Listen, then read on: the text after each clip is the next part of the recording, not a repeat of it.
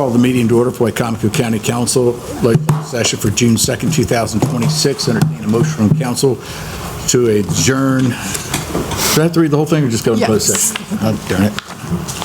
Hang on a second. I had it set aside as if it were the last adjournment. To adjourn from, this says to adjourn from open work session. Okay, to adjourn from open session to go into a closed work session pursuant to the general provisions, Article Section 3-305B8 to consult with staff, consultants, or other individuals about pending or potential litigation to protect the county's legal position. Moved. Second? Second. All those in favor? Aye. Opposed? Motion is carried. The legislative meeting is adjourned as we go into closed session. We'll reconvene council at 6 o'clock.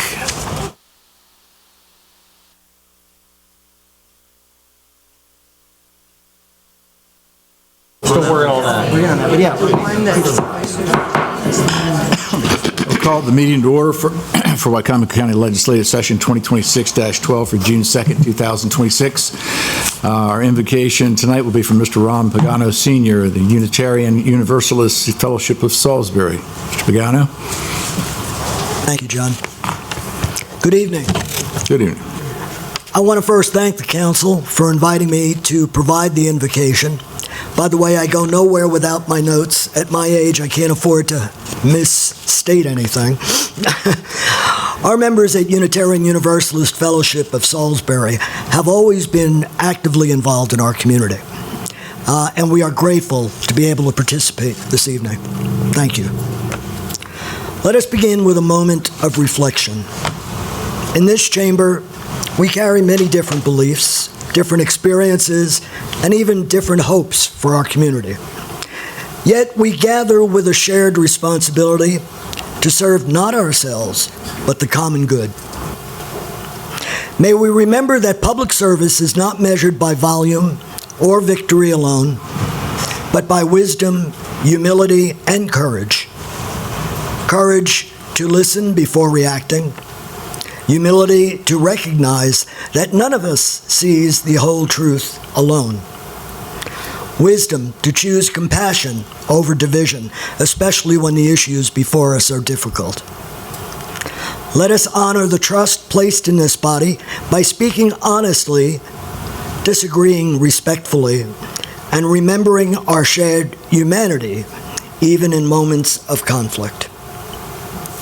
May those who serve in this chamber tonight be guided by clarity rather than by noise, by service rather than by ego, and by compassion rather than convenience. May we also remember the people not present in this room tonight. The exhausted parent working a second or even a third job. The elderly neighbor living alone. The family struggling to afford housing. The person with disabilities fighting simply to be seen and included. And the child whose future depends on decisions made by this chamber. And may we leave tonight remembering that democracy is not merely government, it is an ongoing act of care for one another. Amen, and blessed be. Thank you, Mr. Pagano. Those who would like to join us in the Pledge of Allegiance, please do. Pledge allegiance to the flag of the United States of America and to the republic for which it stands, one nation, under God, indivisible, with liberty and justice for all.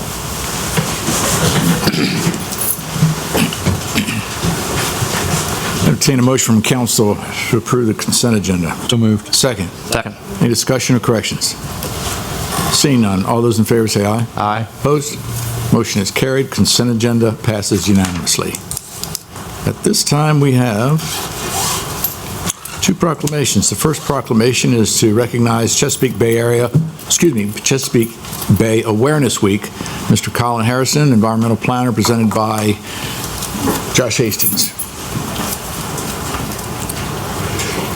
Evening, Colin.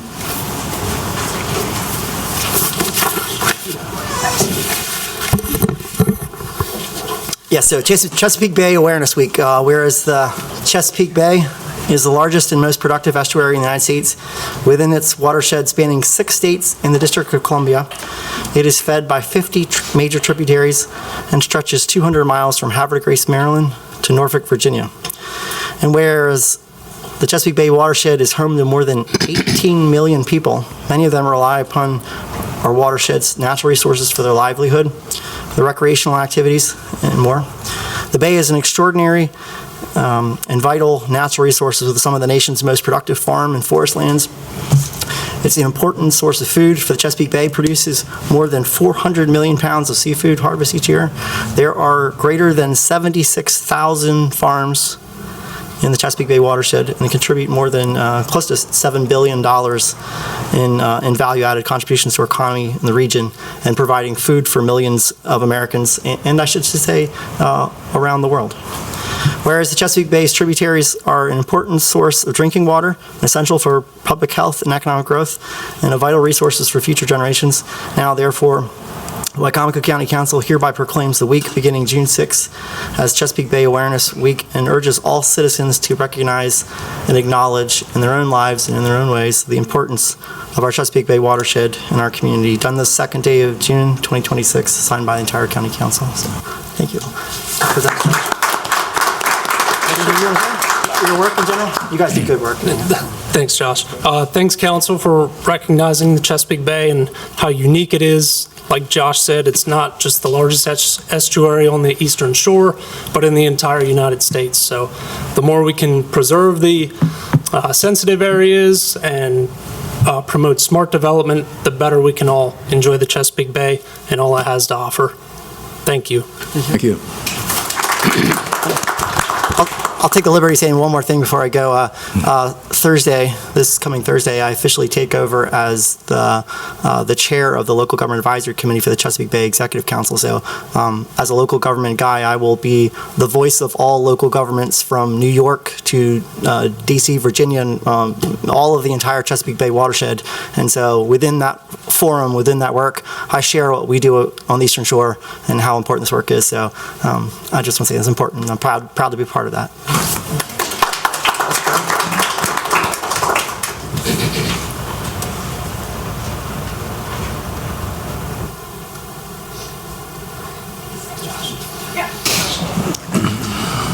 Next, we have a proclamation to recognize National Aphasia Awareness Month, and Ms. Kara Conleon.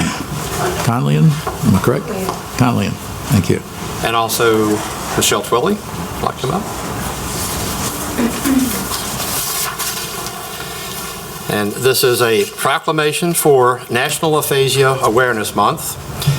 Whereas aphasia is a communication impairment caused by brain damage, typically resulting from a stroke, brain injury, or similar neurological condition, the effects of aphasia may include a loss of reduction or inability to speak, comprehend, read, and write while intelligence remains intact. And whereas it is estimated there are now nearly 2 million people in the United States living with aphasia, it is the goal of speech-language pathologists alongside many other healthcare professionals to restore communication to the greatest extent possible and assist people with aphasia in reclaiming their lives following their diagnosis. And whereas, as an advocacy organization for people with aphasia and their caregivers, the National Aphasia Association envisions a society in which aphasia is commonly understood word, and where there are resources available for educating people with aphasia, their families, healthcare professionals, first responders, and the public in support of individuals with aphasia. Now, therefore, the Wicomico County Council hereby proclaims the month of June 2026 as Aphasia Awareness Month in Wicomico County, done this 2nd day of June 2026, signed by the Wicomico County Council.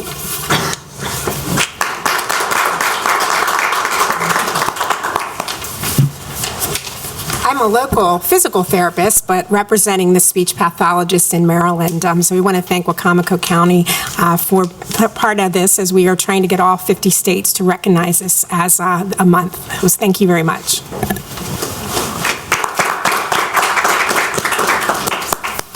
Picture.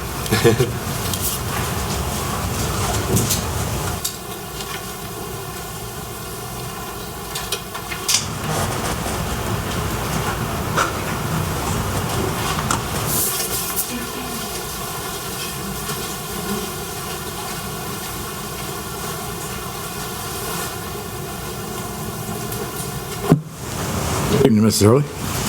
Good evening, Council President, ladies and gentlemen. We have one change to the agenda this evening, and that is to Resolution Number 104-2026 pertaining to the Everside Health Contract. That will not be presented tonight. We're waiting on the vendor to make one change to that amendment, but we expect it'll be ready for the next council meeting on June the 16th. We have several public hearings on the agenda this evening. The public hearing notices were posted on the county website and published in the local newspaper when required. The first public hearing is on Resolution Number 83-2026. This is to approve the relocation of a forest conservation easement containing 0.29 acres located on 7837 Prestine Place in Parsonsburg, owned by Amber Ridge II, LLC. This forest conservation is being relocated on-site at a 1-to-1 ratio to allow the property owner to establish a new sewage reserve area as required by the Health Department. And Mr. Colin Harrison, our environmental planner, is here if you have any questions. Thank you, Mrs. Hurley. At this time, we open the floor for public hearing on Resolution Number 83, 2026. If you have any comments that you'd like to make in reference to this specific resolution, come to the podium, please. State your name, your county of residence, and your concerns. Okay, that concludes the public hearing on Resolution Number 83, 2026. Entertain a motion from council to approve Resolution 83, 2026. Second. May I have a second? Any discussion? Questions? All those in favor say aye. Aye. Opposed? Motion is carried. Resolution passes unanimously. Next is a public hearing on Resolution Number 84-2026. This is authorizing the county executive to apply and accept community development block grant funding in the amount of $300,000 from the Maryland Department of Housing and Community Development to support the down payment and assistance program through Salisbury Neighborhood Housing Services, Inc. Salisbury Neighborhood Housing Services, Inc. has requested that Wicomico County submit the application for $300,000, as mentioned, for the down payment and closing cost assistance program. If awarded, the funding is expected to assist approximately 11 first-time home buyers in Wicomico County by helping address barriers to home ownership, including high housing costs, elevated interest rates, and limited savings for upfront expenses. The county has partnered with Salisbury Neighborhood Housing Services on similar programs in the past, and this hearing is required as part of the grant application process. This time we open the floor for a public hearing on Resolution 84, 2026. If you have any comments that you'd like to make, come to the podium, please. State your name, your county of residence, and your concerns. Okay, that concludes the public hearing on Resolution 84, 2026. Entertain a motion from council to approve Resolution 84, 2026. So moved. Second. Second. Any discussion or questions? Corrections? Seeing none, all those in favor say aye. Aye. Opposed? Motion is carried. Resolution passes unanimously. The next 8 public hearings pertain to application to sell development rights to the Maryland Agricultural Land Preservation Foundation. The applications involve approximately 686 acres of farmland and timberland located throughout Wicomico County. If approved, the easements would permanently preserve these properties for agricultural use and restrict future development. The Wicomico County Planning Commission and the Agricultural Land Preservation Advisory Board have reviewed the application and have made favorable recommendations. The first public hearing is on Resolution Number 85-2026. This is recommending the approval for the sale of a land preservation easement from Brad Webster. This property consists of approximately 143 acres located off of Mill Branch Road in Modella Springs. The farm is suitable for grain production, corn and soybeans, and managed for timber. And we have Mr. Colin Harrison here if you have any questions. Thank you. This time we open the floor for public hearing on Resolution 85, 2026. If you have any comments you'd like to make, come to the podium, state your name, your county of residence, and your concerns.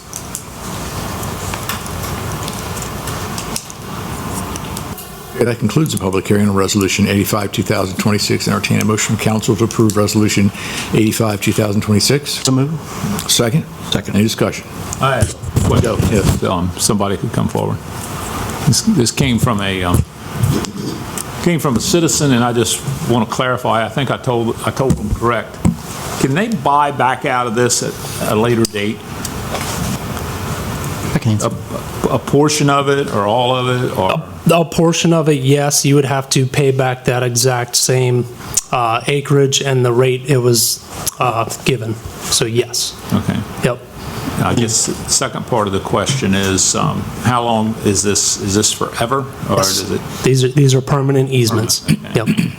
Sometimes you need to adjust a building envelope, like an unanticipated, expansion of a house. Those are things to where, you could buy back a half acre from the program, but you would have to pay it back at that same rate. Okay, all right, okay. Just for Thank you. clarity, I think they'd have to go back to the mouth. Correct. It would have to be approved by No the... guarantee that the mouth board Right. would approve. It would have to go to the Mouth Board of Trustees and then first to the local ag board. Thank you, Josh. I think I answered that pretty correctly when I told them, but I have a better understanding of it. Thank you. Thank you. Any other questions? Seeing none, all those in favor of Resolution 85, 2026, say aye. Aye. Opposed? Motion is carried. Resolution passes unanimously. Okay, next is a public hearing on Resolution Number 86-2026, recommending the approval for the sale of a land preservation easement from Burbage Farm LLC. This property consists of approximately 138.38 acres located off of Powellville Road in Pittsville. The farm is suitable for grain production, corn and soybeans. And again, Mr. Harrison is here if you have any questions. Thank you. This time we open the floor for a public hearing on Resolution 86, 2026. If you have any comments you'd like to make in regard to this specific resolution, come to the podium, state your name, your county of residence, and your concerns. This concludes the the public hearing for Resolution Number 86, 2026. Entertain a motion from council to approve Resolution 86, 2026. So moved. Second. Second. Discussion. All those in favor say aye. Aye. Opposed? Motion is carried. Resolution passes unanimously. Okay, next is a public hearing on Resolution Number 87-2026, recommending 87-2026. 87, okay. Recommending the approval for the sale of a land preservation easement from Robert J. Hearn. This property consists of approximately 54 acres located off of Clara Road in Tyaskin. The farm is suitable for grain production, corn, and soybeans. This time we open the floor for public hearing on Resolution 87, 2026. If you have any comments you'd like to make, come to the podium, please state your name, your county of residence, and your concerns. All right, that concludes the public hearing on Resolution 87, 2026. Entertain a motion from council to approve Resolution 87, 2026. So moved. Second. Motion second. Discussion. All those in favor say aye. Aye. Opposed? Motion is carried. Resolution passes unanimously. Next is a public hearing on Resolution Number 88-2026, recommending the approval for the sale of a land preservation easement from James Kelly. The property consists of approximately 128 acres located off of Cross Road in Mardella Springs. The farm is suitable for grain production, corn, and soybeans, and timber. Now we open the floor for public hearing on Resolution 88, 2026. If you have any comments that you'd like to make, come to the podium, please. State your name, your county of residence, and your concerns. That concludes the public hearing on Resolution 88, 2026. Entertain a motion from council to approve Resolution 88, 2026. So moved. Second? Second. Any discussion? All those in favor say aye. Aye. Opposed? Motion is carried. Resolution passes unanimously. Next is a public hearing on Resolution Number 89-2026, recommending the approval for the sale of a land preservation easement from Eric Kramer. The property consists of approximately 46 acres located off of South Upper Ferry Road in Eden. The farm is managed for timber. This time we open the floor for public hearing on Resolution 89, 2026. If you have any comments you'd like to make, come to the podium, please. State your name, your county of residence, and your concerns. That concludes the public hearing on Resolution 89, 2026. Entertain a motion from council to approve Resolution 89, 2026. Second. Motion second. Discussion. All those in favor say aye. Aye. Opposed? Motion is carried. Resolution passes unanimously. Next is a public hearing resolution number 90-2026, recommending the approval for the sale of a land preservation easement from Day Farms LLC and CCWDDD LLC. The property consists of 93.72 acres located off of Rounds Road in Parsonsburg. The farm is suitable for grain production, corn, and soybeans.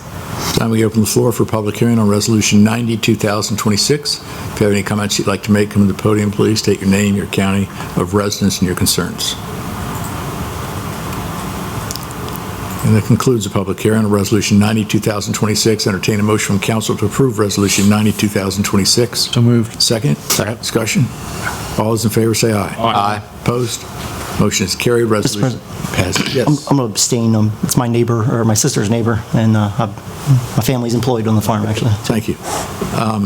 Any other comments? All those in favor say aye. Aye. Opposed? Motion is carried. Resolution passes 6-0 with one abstention. The next public hearing is on resolution number 91-2026, recommending the approval for the sale of a land preservation easement from James Nelson III. The property consists of approximately 49.98 acres located off of Wango Road in Parsonsburg. The farm is suitable for grain production, corn, and soybeans. It's time we open the floor for a public hearing on Resolution 91, 2026. If you'd like to make any comments, come to the podium, please. State your name, your county of residence, and your concerns. That concludes the public hearing on Resolution 91, 2026. Entertain a motion from council to approve Resolution 91, 2026. So moved. Second. And discussion. All those in favor say aye. Aye. Opposed? Motion is carried. Resolution passes unanimously. Next is a public hearing resolution number 92-2026, recommending the approval for the sale of a land preservation easement from John Agnew. The property consists of approximately 42.9 acres located off of Zion Road in Salisbury. The farm is suitable for grain production. It's time we open the floor for public hearing on Resolution 92, 2026. If you have any comments you'd like to make, come to the podium, please. State your name, your county of residence, and your concerns. Seeing none, that concludes the public hearing for Resolution 92, 2026. Entertain a motion from council to approve Resolution 92, 2026. So moved. Second. Second. Discussion. All those in favor say aye. Aye. Opposed? Motion is carried. Resolution passes unanimously. Okay, the next item on the agenda is a public hearing on resolution number, I'm sorry, this is not a resolution number. This is just a public hearing this evening. You could consider voting on this at the next meeting, but the public hearing is on declaring 4980 Cooper Road in Eden, Maryland as surplus property and enumerating the disposition of the property. This is a request to declare the county-owned property located at 4980 Cooper Road in Eden as surplus property in exchange for a portion of property owned by Mr. Brent Malone on Disharoon Road in Eden. The purpose of the exchange is to ensure the county has adequate property available for the placement of dredge material. The council had a work session on this request on May the 19th, and Mr. Adam Corey, Deputy Director of Public Works, is here if you have any questions. And again, it's a public hearing. Thank you, Ms. Roy. This time we open the floor for a public hearing in reference to the declaration of 4980 Cooper Road in Eden, Maryland as surplus property in Wicomico County. If you have any comments you'd like to make, come to the podium, please. State your name, your county of residence, and your concerns. Okay, that concludes the public hearing, declaring 4980 Cooper Road in Eden, Maryland as surplus property in Wicomico County. The next two public hearings are on the proposed fee increases that are shown in the proposed fiscal year 27 budget. The first public hearing is on resolution number 93-2026. This is approving the schedule of fees and charges provided by the Wicomico County Department of Public Works, Solid Waste Division, increasing tipping fees and introducing a brush permit fee. And we have Mr. Adam Corey here, Deputy Director of Public Works, if you have any questions.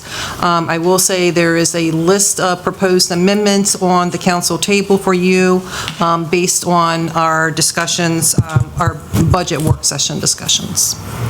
It's time we open the floor for a public hearing on resolution number 93, 2026. If you have any comments you'd like to make, come to the podium. Please state your name, your county of residence, and your concerns. Okay, that concludes the public hearing on resolution number 93, 2026. Entertain a motion from council to approve resolution 93, 2026. So moved. Second. And motion is second. Good evening. How's everybody? Good evening. Pam Olin, Finance Director. Adam Corey, Deputy Director of Public Works. So if I may, Council, Please. Just 2 minutes of your time. So we had, Mr. Corey and staff had a meeting with the haulers last Thursday, May 28th, to discuss proposed rate changes, and we did discuss with them the concept of going to $100. Most of the haulers were in agreement that and understood why we need to go to $100, and they were actually amenable to the idea of going to $100 in January. Because this constant dripping of rate changes to their users is harder to swallow and change the rates versus rip off the Band-Aid, get it done, get to $100, and they were willing to have this go to $100 in January if council was so willing. Again, what you have in front of you has a resolution to go to 94 in July. They would prefer to skip the 94 and just go right to $100 in January. 6-month notice, that gives them plenty of time to go to their customers, and it also gives them time, once we get to the $100, hopefully we would not have to go right to another rate increase right away after that, and they would be able to bid on long-term projects and long-term contracts. So that was the conversation that was had. Were they jumping up and down with joy? No.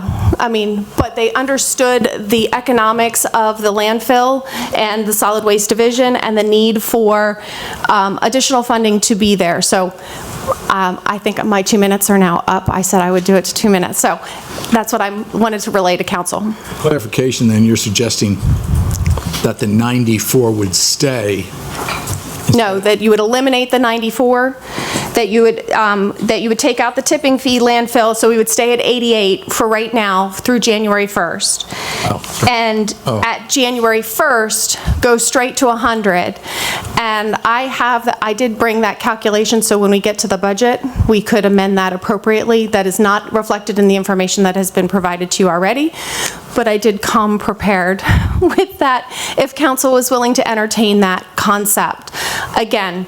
So the amendment would just simply be to strike this section that says to $94 as of July 2026 and simply state that the fiscal year 2027 budget is increasing the tipping fee to $100 as of January 1st. Correct. And then you would also eliminate section F, the line F, the brush permit, $20. That would be the amendment that we... And to strike the introduction of the brush permit at a cost of $20? We were eliminating that? Yes. So again, that would be the request, and then the last piece would be the piece that council discussed about making the first permit, and again, that's not reflected on here. You would have to do amendment to $65 for the household permits. So, again, I'm requesting council consider that concept because, again, we talked to all of them. They were, again, they understood the economics, and they also preferred us waiting till January because it gave them 6 months, but it also gave them the opportunity then to bid on longer-term contracts. Yeah, I think the two main take-home messages that I heard in the room were, and I quote, rate fatigue with their customers and for their business as far as having to bid jobs, especially long-term contracts with municipalities and so forth. The other one was rip off the Band-Aid. That was a direct quote. Again, I think Pam already said it. Not every hauler in the room is going to, jump for joy for an increase in rate. We've tried to explain over the past couple of years why we need it. I think the writing's on the wall for that. And again, the main consensus was, although it's a pain, we'd rather have it all at one time and have 6 months to plan for it versus not knowing what it's going to be July 1st until this process is over with, and then potentially looking at it again in January, and then potentially looking at it again in July 1st next year. They'd rather know what it is, stick with it, and stay at a steady pace for an appropriate amount of time. That was kind of the take-home message. Okay, Josh? See, I could understand why that, I kind of thought that rate fatigue, I think is the word you used, that might be an issue, because it always looks to their customers like they're just raising the rates, and then they have to constantly take a backlash every time that they do that. I guess the only question there is, if we do go to that 100 rate, rip off the Band-Aid, as you say, what assurances can we give, or is there anything we can do to put in place a 3-year guarantee that we're not touching that, or something like that? I don't know if there's anything we could do to... I don't think we can do a 3-year guarantee, but we could guarantee that it would be, we've been trying to do it at 6-month increments. We could guarantee that we would be at least another year, and possibly 18 months, look at the next budget cycle as well. Because again, we have said all along, $100 gets us to making a profit, and making a profit that we can put money away to do some of these projects without bonding. So, I don't foresee, we're not looking to raise the rate, as Mr. Ennis stated, to the $300 to try to collect all the cash in 1 year. We're not looking for that. But we are looking for a steady amount of cash coming in the door that is profit above the actual expenses that we have, so that there is money there for Post-closure and construction. Post-closure, for construction. Yes, we don't have enough in the bank, and we won't have enough in the bank for a period of time to be able to bond, or to be able to pay outright for cell construction, but we would be able to do for equipment. We'd be able to reduce the amount that we possibly borrow at $100. At going to the 92, that is what has been proposed, we will be back. And we will be back for a rate increase again, 6 months to a year, 6 months to a year after this rate increase goes into effect, because 92 is not sufficient to put away money for capital projects. I'd just say, out of respect for the haulers and their work, it'd be nice to just have some sort of a level of assurance, either that's a good word on our end or the county, I don't know. I know it's hard, Yep. You're looking at budget numbers, that's what you care about there, but for their own, it'd be nice to have a partnership to let them know, like, hey, we want to stick at this level, and we're not going to pull the rug out from underneath you in the next year and a half. Again, that would be, I mean, I don't as I've told you guys, I never have a crystal ball when I sit up here, but there is nothing on the horizon that tells us that our operating costs are going to grow significantly enough that would close that gap. Again, we're looking for that number, the $100, to be able to put away cash, so we're paying it out of our bank account versus paying double for cell construction with a bond. The other thing to that is we have a clear, long view of what the future goals are over the next 25 to 35 years with horizontal expansion.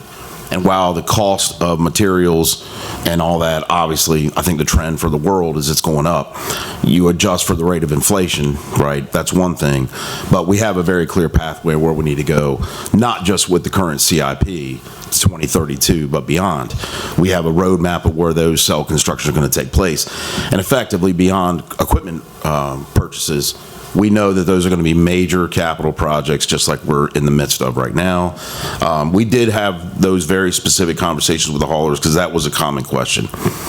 You know, they wanted to, can you tell me you won't do it again for 3 years? All right, I agree with Pam. I can't tell you that. What do? Do you look at it in 18 months and say you adjust it for the rate of inflation, or can we leave it alone? Hopefully we can leave it alone. That's my personal opinion, but we need to make sure it's right for the business. To the other point, though, the customers. One of the other comments that the haulers made have been, we look like the bad guys going back to our customers saying, more please, more please, more please. They wanted the county to put more skin in the game with the communication piece to their customers. So what we were going to do, regardless of the decisions of council in this budget on these fees, would be to put out a letter that they could provide. So it's not coming out of the blue, because not everybody's watching this tonight. Not everybody came to the budget work sessions. The least we could do is at least send a letter to them and say, you know, break down a little bit of the finances for it, and this is why. We're definitely going to do that. You had your haulers in, I guess, your largest depositor to the landfills, the city of Salisbury. Did you hear any? The largest depositor is not the city of Salisbury. One of the largest then. Yeah. So did you? They were in the room. I don't necessarily remember having any specific comment from the city of Salisbury. How much is it to ship it out of county? I mean, we haven't looked at exact numbers because you would have to have a bid. And one of the things you don't want to do in our procurement process is ask for a preemptive bid request, and then that vendor is then precluded from being able to bid in a formal RFP. All right. Ocean City, Councilman Holloway, you got that direct information. Correct information, yes. And we were given estimates, in air quotes estimates, of anywhere from $125 to $150 per ton. Now, Ocean City was right around 115. 109.70. 109.70, okay. So pretty close to that. But Ocean City, you think about it, the town of Ocean City is servicing their residents and the buildings that the town of Ocean City owns. Most trash pickup in Ocean City, whether it be condominiums or businesses, restaurants, and all the others, are being picked up, and hotels are being picked up by private trash services, and they're being taken to Central Site Landfill in Newark. So the Ocean City, when they say that they're shipping out their trash, they're only shipping out their residential. Three trucks a day. Homeowner trash, their primary residence homeowner trash, single-family residents. They are not doing, condos are done by dumpster. Hotels are done by dumpster. Those dumpsters are wherever are being taken where the private haulers, and those are not being picked up by the city. By the town of Ocean City. And like I say, I think the other part of our conversation the other day was they're sending about three trucks a day, which that's not a lot of material. You know, when there's 15 trucks in line at our landfill every morning at 6:40. Right. So it's a little different. And there's kind of a ceiling on how much. Eventually. If you get to, for some crazy reason, it gets to $120 a load, you might as well. You mean a load or a ton? I mean a ton. Oh, yeah. You might as well ship it out of county. Well, that might not be the best choice for us as the county. Right. Would you have private businesses that decide they want to do that? Yeah. It's potential. That could be a business decision they make on their own. Yeah. Okay. There is a large nationwide hauler that has their own transfer station. Because of that, they own their own transfer station. They could, in theory, do it themselves. If I could ask a question, in the first paragraph where it states solid waste division increasing tipping fees and introducing brush permit fee, and that was originally being crossed out for a household permit fee. Are we crossing that out as well, or are we keeping the household permit fee? So I would still suggest you do the household permit fee to put it up to 65. Okay, so the first household permit fee stays, second household permit is 30, and brush permit strikes. Correct. Okay, I think we got it. All right. So yeah, again, our recommendation would be eliminate the 94 in July and let this go to 100. I can then walk you through what that does to the budget when we get to the budget aspects, if council is willing to go there. And that was the other, I do think it's worth stating, I mean, that was one of the things, in 65 from 60, and it's been the household homeowner sticker. That's been $60 for quite a long time. $5 is relatively modest, very modest. One of the other common themes of the haulers meetings and comments were that the homeowner sticker should really truly be more towards what the cost is per ton. Although, you know, Councilman Merritt, you and I have talked about this many times where, yes, it's not a significant amount of tonnage every year from our residential household homeowners because average American household produces about a ton of trash a year, and we only sell about 9,000 permits. So from a finance standpoint, from a trash load standpoint, it's not a big difference, but there is somewhat of a point out there. We're handling that trash twice. You know, the homeowner comes and uses our convenience center. We've got to go pick it up and then take it on the hill versus private hauler. You know, he's bringing it to us, so we don't have that part of the equation to work with. Also, there is some merit to the case that a lot of our rural customers that may not have the wherewithal to afford a quarterly bill from a private hauler have a way to get rid of their trash without burning it or throwing it in the road. So it's a tragedy of the commons, I guess. Yes, if I may. Sounds like the listening session was a great idea, and commend you for that. You might have had a surprise with those reactions. I think I'm a little surprised. I was, honestly. But that was good. Yeah. Our main concern, my main concern was, giving the haulers enough time to integrate it. Because at the end of the day, they are going to pass it down. And I do understand that letter and the idea that they're not necessarily the bad guys. We can Right. We can be the bad We guys. can fulfill that role real well. But, and the $100 not being locked in, I think, is also a wise decision. I came to the realization and cranked out some of those numbers just to make a point. I mean, the mountain of capital that we've got to get over right now, the $36 million, and I think the 5-year total's up to $50 million.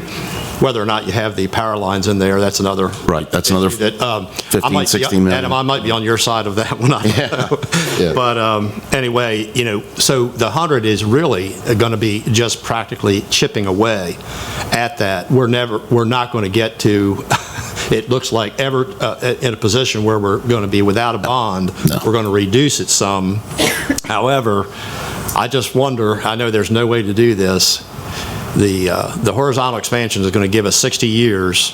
When you take into consideration everything, and that means closing Brick Hill Road, taking down the power lines and all that, If one could spread that capital over that time, you could get it down to a real low, and obviously we just can't do that. I don't know if there's GOB bonds, I think, are 15-year or whatever the case, but anyway, we're still going to have to borrow money at some point. For the short term, we are going to have to borrow money. There is hope that if we can get this number up, we will have enough money to put aside for post-closure costs that are federally mandated. Yeah. And then also, because again, each time we expand, the amount that we have to have for post-closure costs grows. Correct. Good, yeah. And so again,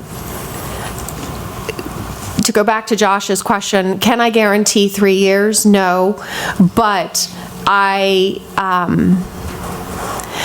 unless the world changes significantly, I gotta think that we could make it through a 2028 budget cycle without having to raise the rates. That would be an 18 months at $100. Because this is changing it in the 2027 budget cycle, and then we would have to look at it for the 2028 budget cycle.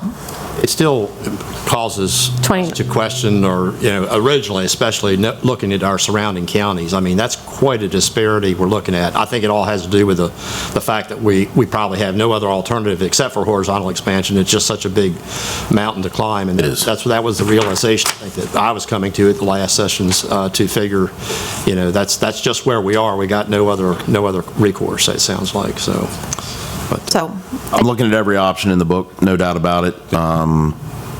There are, but keeping our landfill effectively in its footprint, right? We all know where that property is and what's around it. Yeah. And it's not necessarily a bad location, right? When you think about the rest of the county, it's located very close to main thoroughfares and arteries of traffic. And it's served its purpose well for a long, long time, and will continue to do so. But again, you're right. And the biggest thing about horizontal expansion for us is the fact that we have a physical barrier in the middle of it, and the road's just one part. The road's easy. We can tear up Brick Hill Road. Those power lines are a totally different story. I can only imagine trying to think of another location and the implications.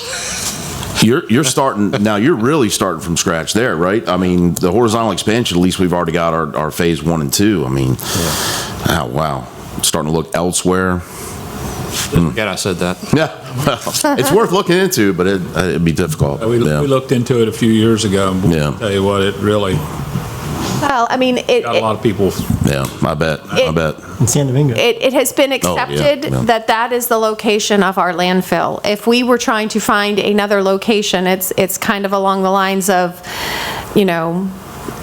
building a factory in your backyard. Yeah. it's all well and good when it's somebody else's backyard, not mine. So again, this has already been accepted that this is the backyard of that area, and let's not try to move that at the moment. What I'm going to do, I think the only way really to do this is for me to read it, and since I can't make the motion, I'll read it, and then whoever wants to make a motion to amend it as read would probably be the best way to go, okay? So it appears that with the first paragraph, we would simply be we would simply be making a motion to strike the term introducing a brush permit fee and to insert household permit fee. You want to make the motion for that? Yeah, you just say make a motion as read. I would like to make a motion to... As read? As read. Is there a second? Second. Motion second. Any discussion? All those in favor say aye. Aye. Opposed? Motion is carried. Amendment passes. The second amendment looks to me as if it would be on the third whereas. It would say we would have to insert the word proposed. So it would read, whereas the proposed fiscal year 2027 budget is introducing the tipping fee. 2, we would strike the rest of the sentence in its entirety and add to $100 as of January 1st, 2027. I would like to make the motion to add the amendment as read. Is there a second? Second. Any discussion? Everything good here? Okay. All those in favor say aye. Aye. Opposed? Motion is, excuse me? Opposed. We have one opposed. Chair votes aye. Amendment passes 5 to 1. On the now therefore paragraph, it would read such as, now therefore be it resolved by the County Council of Wicomico County, Maryland as follows. The County Council increases tipping fees. We will strike where it says and introduce a brush permit, and we would add household permit as of January 2027 as follows. Make a motion to approve the amendment as read. Is there a second? Second. Any discussion? All those in favor say aye. Aye. Opposed? Motion is carried. Amendment passes unanimously. And then the final amendment would be in Section D. It would read as tipping fee, New Land Park landfill, $100 as of January 1st, 2027. And we keep in minimum tipping fee $10, is that right? Yes. Keeping that, whereas we're striking all the rest of it, the 94, the 88 as July 1st, 2026, the 192 as of January 1st, 2027. Is that correct? It would be $100 as of January 1st, 2027. Thank you. Yep. Yeah. So I'll make the motion to approve amendment as read. Second. Second. Motion second. Discussion. All those in favor say aye. Aye. Opposed? One opposed. Chair votes aye. Motion, the amendment passes 6 to 1. And then where we have E. It's 5 to, I'm sorry. It's 5 to 1, I'm sorry. And then where we have Section E, I believe that stays the same. No, so, you would have to add, in E, you would have to add first permit, $65. First household permit, $65. Oh, I think is what we were going to do anyway. Okay, great. Okay, so in E, it will stay as originally intended to strike under Section E, the first household permit, $65. Yep. You have to add that, not Excuse me? strike. You have to add that. To add that, and then the rest stays the same with second permit at $30. Correct. Make a motion to approve amendment as read. Is there a second? Second. Any discussion? All those in favor say aye. Aye. Opposed? Motion is carried. Amendment passes unanimously. And the final amendment would be to strike Section F where it says brush permit, $20. Motion to approve amendment as read. Second? Second. Any discussion? All those in favor say aye. Aye. Opposed? Motion is carried. Amendment passes. So then I think you have to do pass as amended, right? Thank you. I think I've done this a little bit. So any other discussion on the resolution as currently amended? Seeing none. All those in favor of Resolution 93, 2026 as amended, say aye. Aye. Opposed? Motion is carried. Resolution passes 5 to 1. Okay, next is a... Thank you for that. That was... Thank you, folks. Thank you. That was a lot to work out. Okay, next is a public hearing on resolution number 94-2026, approving the Department of Recreation, Parks, and Tourism's increase to program costs and facility rentals in the FY27 budget. And this is a public hearing. Mr. Steve Miller, Director of Recreation, Parks, and Tourism, is here if you have any questions. Okay, Mrs. Hurley. We now open the floor for public hearing on Resolution 94, 2026. If you have any comments you'd like to make, come to the podium, please state your name, your county residence, and your concerns. Seeing none, that concludes the public hearing on Resolution 94, 2026. Entertain a motion from council to approve Resolution 94, 2026. Second. Is there a second? Second? Second. Yeah. Okay. Any discussion? All those in favor say aye. Aye. Opposed? Motion is carried. Resolution passes unanimously. Okay, the next item on the agenda is resolution number 95-2026. This is to accept grant funds and approve Shore Legal Access as a vendor for the Local Management Board, also known as the Wicomico Partnership for Families and Children, in the amount of $100,000 from the FY27 Community Reinvestment and Repair Fund. Entertain a motion from council to approve Resolution 95, 2026. So moved. Second. Second. Any discussion? All those in favor say aye. Aye. Opposed? Motion is carried. Resolution passes unanimously. Okay, next is resolution number 96-2026. This is to accept grant funds and approve Recovery Resource Center as a vendor for the Local Management Board, also known as Wicomico County Partnership for Families and Children, in the amount of $50,000 from the FY27 Community Reinvestment and Repair Fund. Entertain a motion from council to approve Resolution 96, 2026. Second. Motion is second. Discussion? All those in favor say aye. Aye. Opposed? Motion is carried. Resolution passes unanimously. Next is resolution number 97-2026, to accept grant funds and approve Wraparound Maryland as a vendor for the Local Management Board, also known as Wicomico County Partnership for Families and Children, in the amount of $75,000 from the fiscal year 2027 Community Reinvestment and Repair Fund. Entertain a motion from council to approve Resolution 97, 2026. So moved. Second. Second. Discussion. All those in favor say aye. Aye. Opposed? Motion is carried. Resolution passes unanimously.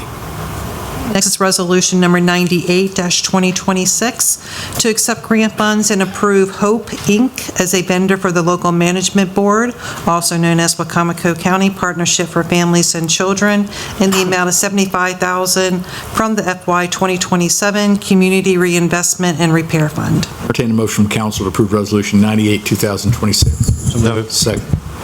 Second. Discussion. All those in favor say aye. Aye. Opposed? Motion is carried. Resolution passes unanimously. Okay, next is resolution number 99-2026. This is to accept grant funds and approve the Inspire One as a vendor for the Local Management Board, also known as Wicomico County Partnership for Families and Children, in the amount of $100,000 from the FY 2027 Community Reinvestment and Repair Fund. And a motion from council to approve Resolution 99, 2026. So moved. Second. Discussion. All those in favor say aye. Aye. Opposed? Motion is carried. Resolution passes unanimously.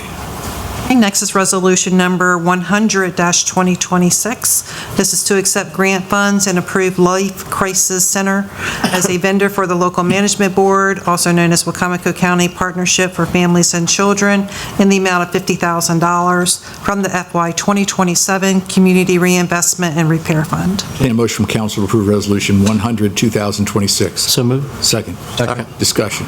All those in favor say aye. Aye. Opposed? Motion is carried. Resolution passes unanimously.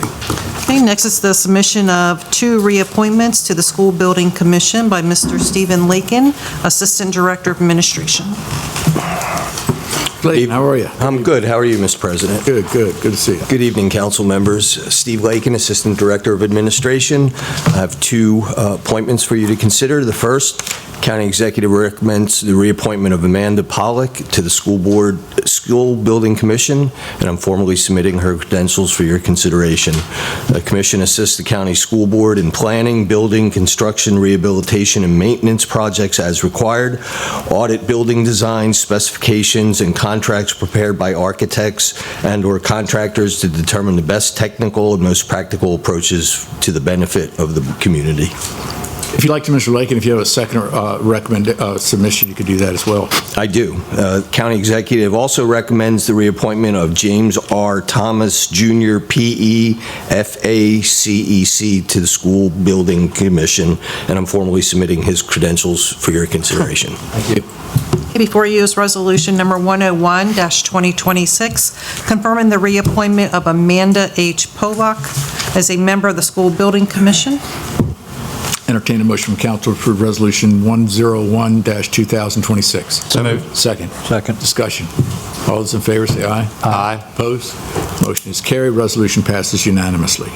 Okay, next is Resolution Number 102-2026, confirming the reappointment of James R. Thomas, Jr., P.E., F.A.C.E.C. as a member of the School Building Commission. Entertain a motion from council to approve Resolution 102-2026. Second. We have a motion, second. Discussion. All those in favor say aye. Aye. Opposed? Motion is carried. Resolution passes unanimously. Thank you. Mr. Lakin. Okay, next for your consideration is Resolution Number 103-2026. This is to adopt the Capital Improvement Program for fiscal year 27 through fiscal year 31. The Capital Improvement Program, also known as the CIP, is the county's 5-year plan for major capital projects. It identifies proposed projects, estimated costs, priorities, and anticipated funding sources. While years 2 through 5 are planning estimates, the first year of the CIP, fiscal year 2027, should match the capital budget adopted as part of the annual budget process. If changes are made to a project, funding source, or funding in the fiscal year 27 capital budget, the FY27 column of the CIP should be amended to ensure that the two documents remain consistent. A list of proposed amendments has been prepared based on discussions held during the CIP and budget work sessions, and that is on the council's table for your consideration. And before you is Mr. Bunky Luffman, Director of Administration, and Pam Olin, our Finance Director. Thank you, Mrs. Hurley. I entertain a motion from council to approve Resolution 103-2026. So moved. Second. Second. And discussion. Ms. Olin, Mr. Luffman, you're aware of the amendments that are before us? I'm sure you are, right? Yes. Okay. Yep. We have it listed per council person. We're trying to be prepared. So as it is here on the list that we have, Ms. Hurley, I guess we'll just take each council person's motions on all departments listed and then do a vote on all amendments? Or do you want to do you think we should do a separate amendment on the Health Department and Emergency Service and Corrections? I think you should do as, like Mr. Ennis would be the first one to read for the Capital Improvement Program amendments for the Health Department, Emergency Services, and Corrections. And then approve that amendment of the Correct. 3 departments. Yeah. Okay. Would anybody like to make an amendment? Yeah, I would. You always I know, surprise because it's right here. I move to amend the capital improvement program as follows. Health Department, virtual infrastructure project, reduce PAYGO funding to $116,289 and add reallocated project fund in the amount of $83,711. Under Emergency Services, Mobile Command Unit Project, reduce PAYGO funding to $1,445,510 and add reallocated project funds in the amount of $54,490. Under Corrections, repave parking lots project, reduce PAYGO funds to $71,663 and add reallocated project funds in the amount of $138,337. There's a motion. Is there a second? Second. Under discussion. Just so the public's aware, it's not something that we came up with this last night. These are a series of work sessions we've had over the past several weeks. This is a culmination of the discussions that were made and the agreements that were made publicly by the council with the help of the executive branch and Ms. Zoland. And so this is the culmination of those several weeks of work. All right, we have a motion and a second. Any further discussion on the amendment? All those in favor say aye. Aye. Opposed? No. Opposed. There's one opposed, so the amendment passes 5-1. Any other amendments? Josh? I'd like to make a motion. Yeah. Yeah. Why don't you, I'd like to make a motion to amend the capital improvement plan as follows. In the General Services Government Office Building Chiller Replacement Project, change the project funding from PAYGO to reallocated project funding in the amount of $175,000. With the library, the flagship library on Shoemaker Pond project, change the funding source from general obligation bonds to PAYGO funding in the amount of $1,039,000. And then Humane Society. Excuse me, Mr. Cannon, can we do these three separate? We'll do these two. Okay. There's a motion, there's a second on these two. Any discussion? All those in favor say aye. Aye. Opposed? Motion is carried. Amendment passes unanimously. Go ahead, Joe. I'll go ahead and make another amendment make a motion to amend the capital improvement program specific to the Humane Society. I'd like to add the capital campaign match within the Humane Society for $3,500,000 through PAYGO. There's a motion. Is there a second? Second. Motion second. Any discussion? Joe? No discussion. No discussion, but I'm voting no. Okay. Okay. No discussion. All those in favor say aye. Aye. Chair votes aye. No? The amendment passes for the Humane Society by a vote of 5-1. Thank you. Thank you, Josh. Thank you, Joe.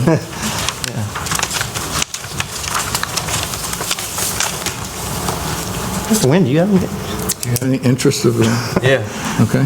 James Nguyen. That's what it says. I make a motion to amend the capital improvement program as follows. Board of Education, weapons detection, change fiscal year '27 dollar amount from $2 million to $450,000 PAYGO. Add Fruitland Intermediate HVAC, $7 million PAYGO. Reduce Fruitland Primary forward funding to $13,115,000. Increase Fruitland Primary state grant funding to $22,500,000. And then 500,000, yep. And then public PW engineering, dredge management, change fiscal year '27 dollar amount from $4,100,000 to $3,100,000 PAYGO. So there's a motion for an amendment. Is there a second? Second. Any discussion? Seeing none, all those in favor say aye. Aye. Opposed? Motion is carried. Amendment passes unanimously. Okay. I'd like to make a motion to amend the capital improvement program for Public Works roads.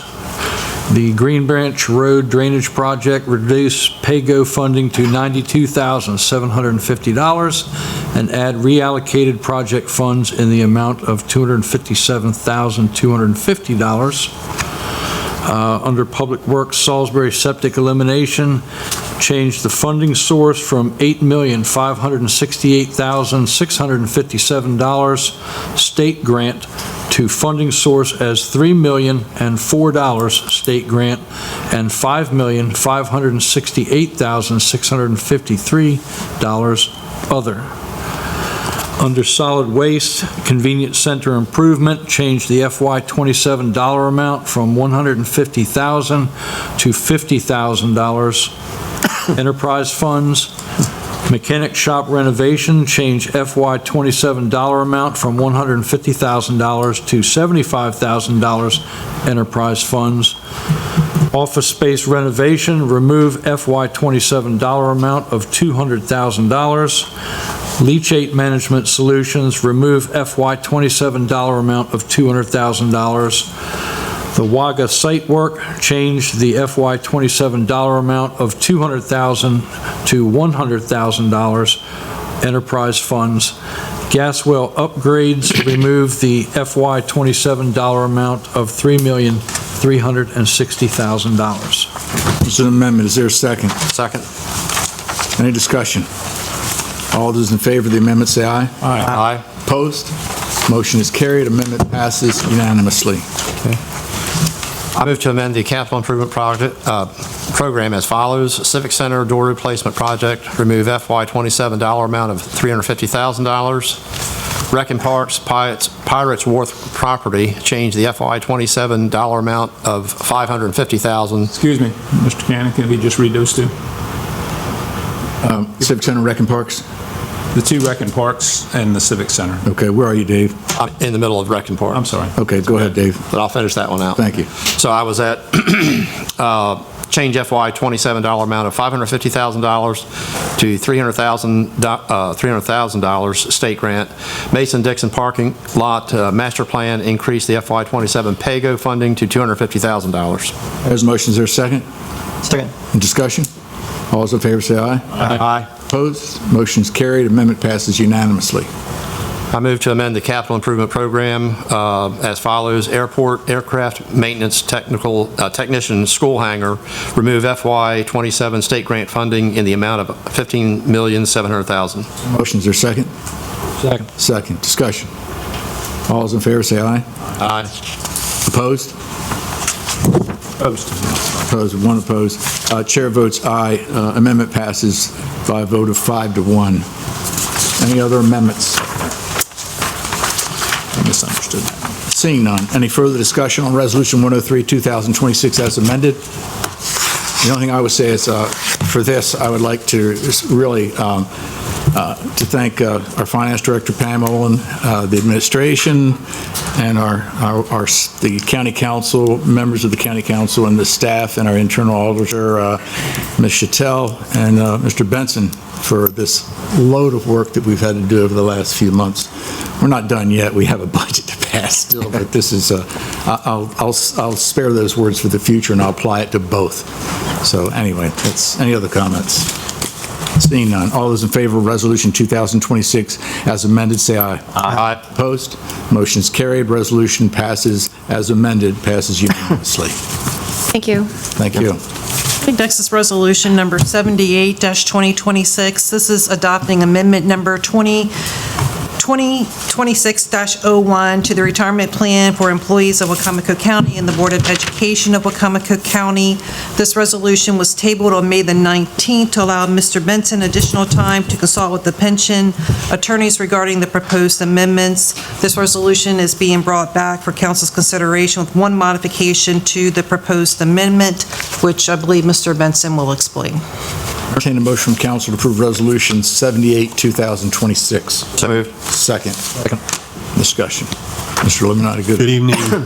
Andrew Illuminati, Department of Law. As Ms. Hurley recited, this was on the last agenda. It was tabled till tonight. Mr. Benson and I spoke with the pension plan attorney last week. We worked through the various questions that were brought up at the last meeting. We reached a solid understanding as to why the amendments are crafted the way they are and their applicability, that there are no new rights being conveyed. So the only amendments are to correct the section references in paragraphs 3, 4, and 5 of Exhibit A to the resolution. So currently 3, 4, and 5 enumerate as section 3.12 and then a number of subparagraphs, and they're going to become 3.13 instead. There are no changes to the enumerated subparagraphs. Entertain a motion from council to approve Resolution 78, 2026. Second. Second. Okay, further discussion. Just to be clear, I agree with everything Mr. Illuminati just said. Just so council understands, the confusion that I had, at least, was that there were references in the amendment to the DROP program, and the DROP program was not actually amended in this CBA. The Smith and Downey took this document and recognized that there had been prior changes to the DROP program that had not made its way into the retirement plan, and they used this mechanism to bring that retirement plan up to current language consistent with all the changes that have been made in this year's CBA and the prior couple of CBAs, which also is the reason that the July 1st, 2024 date is used, because this is going back to a prior CBA. The only other change is in Section 5, and I will confess, I had a lengthy conversation with Smith and Downey about it. I am satisfied that they have a legal reason for making the change. I'm not sure I could explain it to you because it's highly technical, but I understood that they had a reason for making the change, and I'm satisfied that they understood the change they were recommending and that it needs to be made. It's kind of how we are, Mr. Benson, when you make recommendations. I understand. I mean, but I'm sure Mr. Illuminati understood everything, but I got highly confused during the telephone conversation, so. So we're with the understanding that the resolution as it is currently has your blessing as well as Mr. Benson's. As well as, most importantly, the pension plan attorneys, as well as the FOP. Okay. Everyone agrees that this brings all the documents to date into accordance, and the reason for the backdated provisions are that for the past 2 years, those have been, monies have been withheld or rights have been granted, and so it just clarifies the document, like with the other resolutions that were made, bringing everything to date. So this is now staff, when a sheriff's deputy comes forward with a question, the CBA, the resolutions for the manual, and for the pension plan are all aligned, and hopefully some of the past issues that have existed regarding rights are gone, because with the last CBA as well, all previous CBAs have been declared null and void, so we're not piecemealing them together, the 26 controls. So thank you, and thank you to staff for all their assistance in this as well.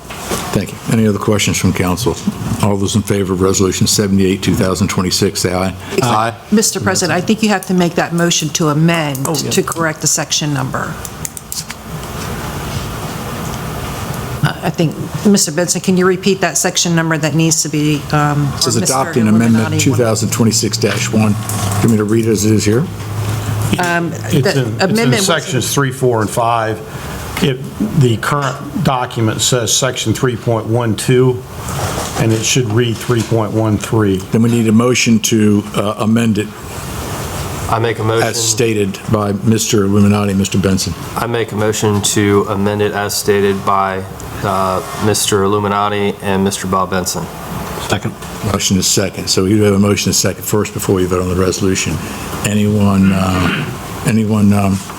other discussion? All those in favor say aye. Aye. Opposed? Motion is carried. Amendment passes. It's a little confusing, but that's okay. Now we'll vote on the main motion. Any further discussion on the resolution 78, 2026 as amended? All those in favor say aye. Aye. Opposed? Motion is carried. Resolution 78, 2026 passes as amended. Thank you, Ms. Hurley. Yep. Thank you, Mr. Illuminati. Bob. Do you want this? That's all I have for now, Mr.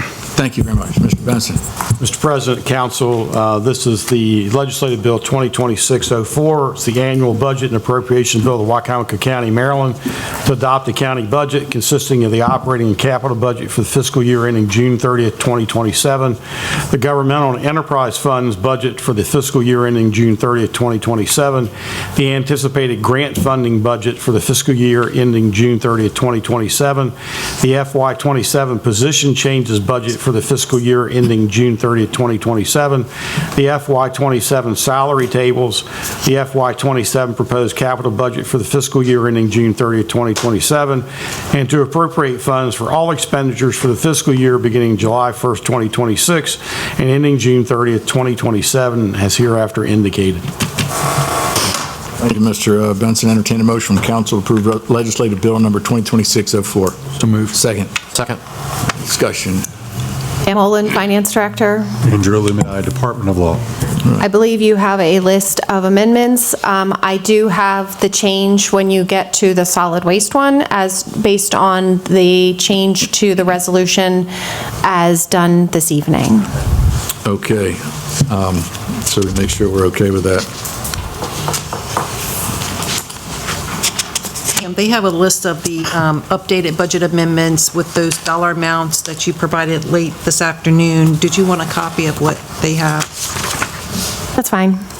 So it won't be the section where we're decreasing salaries and benefits with solid waste on the, wait a minute. No, it'll be, just above it'll be that. the very, Just above that. Okay. We've got it. it'll be the, It'll be the first one you read, Josh. Yeah. At the end. After anticipated grant funding, you go to solid Yes. waste changes. yeah, and I have the dollar amounts for Okay. that. All right. You want to give it to Josh now? Sure. So the reduced revenue by 975,855 will now become 415,855. And the increased use of fund balance will become, instead of 927,867, will become 367,867. And that aligns. So then I do have to get you the total, give me 1 second, I can get you the total revenue number. I did not do that. Give me 1 Josh, second. review that first sentence on the First Amendment to what you also need to say to make sure it's in line with what we just did on the tipping fees. Yes, you'll have to put the 92 to 100. Okay, yeah, that's okay, that's what I was gonna say, all right. Give me 1 second on the other piece. Since I hadn't had that, I did not calculate that total. I could discuss it while you're, if it's okay, while you're looking that up, Ms. Olin. Give me 1 second. I think I've got my answer, but give me 1 second. To make sure that we've got it right, that would be having it read, and we don't have to read it now unless we wanted to. Yeah, let's just read it. Motion would be reducing revenue by $415,855 for the decrease in tipping fee. But it isn't a decrease in tipping fee. It's an increase in tipping fee with an increase in tipping fee to $100 on January 1st. Right. And everything else is out. And then I don't think you need to state that you're removing the brush pile permit sticker because we've done that in another resolution, Mrs. Hurley? So, No, you do, because this, sorry, I'll let Mrs. Olin explain. Okay, so he's going to be saying removing the brush pile permit sticker, is that correct? that still needs to stay in because, again, we originally created the budget with the brush pile sticker in, so you need to remove the revenue associated with the brush pile sticker, so that line stays in. So the way that amendment... Removing the brush pile permit sticker stays in, what about the $45,000 reduction? That stays in as well. So, okay, the first line should read, reduce revenue by $415,855 for a decrease in tipping fee, eliminating the increase in July and Going to $100. Going in January, the increase to $100 per ton. Removing the brush pile permit sticker of $45,000 reduction and offset by an increase price to $65 from $60 for first household permit. That will be your first line. Your second line will say increase use of fund balance by $367,867. Your third line actually stays the same because those two revenue numbers net each other off. So that $15,058,755 remains the same. And then in the expense section, those all stay the same.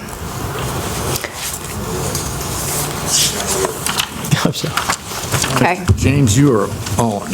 All right. I make a motion to amend Exhibit A, general fund revenue as follows.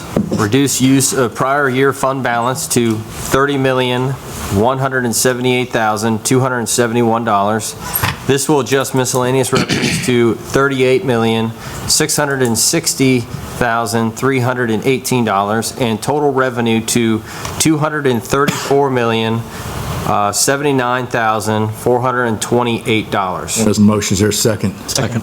Motion second, any discussion? All those in favor say aye. Aye. Opposed? Motion is carried, amendment passes. I make a motion to amend the capital budget as follows. Remove the Health Department Verizon Building renovations from the fiscal year 27 pay-go funding amount, reduction of $3 million for the Fruitland Primary Project, reduce the forward funding amount to $13,115,000 and increase the state grant amount to $22,500,000. Also decrease on Exhibit B, General Fund Department 46 Contingency Transfer Reserves, capital by $3 million. Motion, is there a second? Second. Discussion? All those in favor say aye. Aye. Opposed? Motion's carried, amendment passes. Thank you, James. Okay. I move to amend the FY27 budget as follows. Under salary and benefit adjustments, well, it says I'm,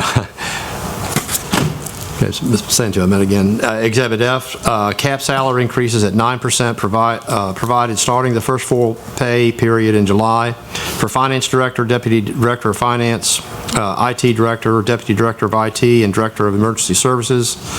Also adjust FICA and the position control document for these changes.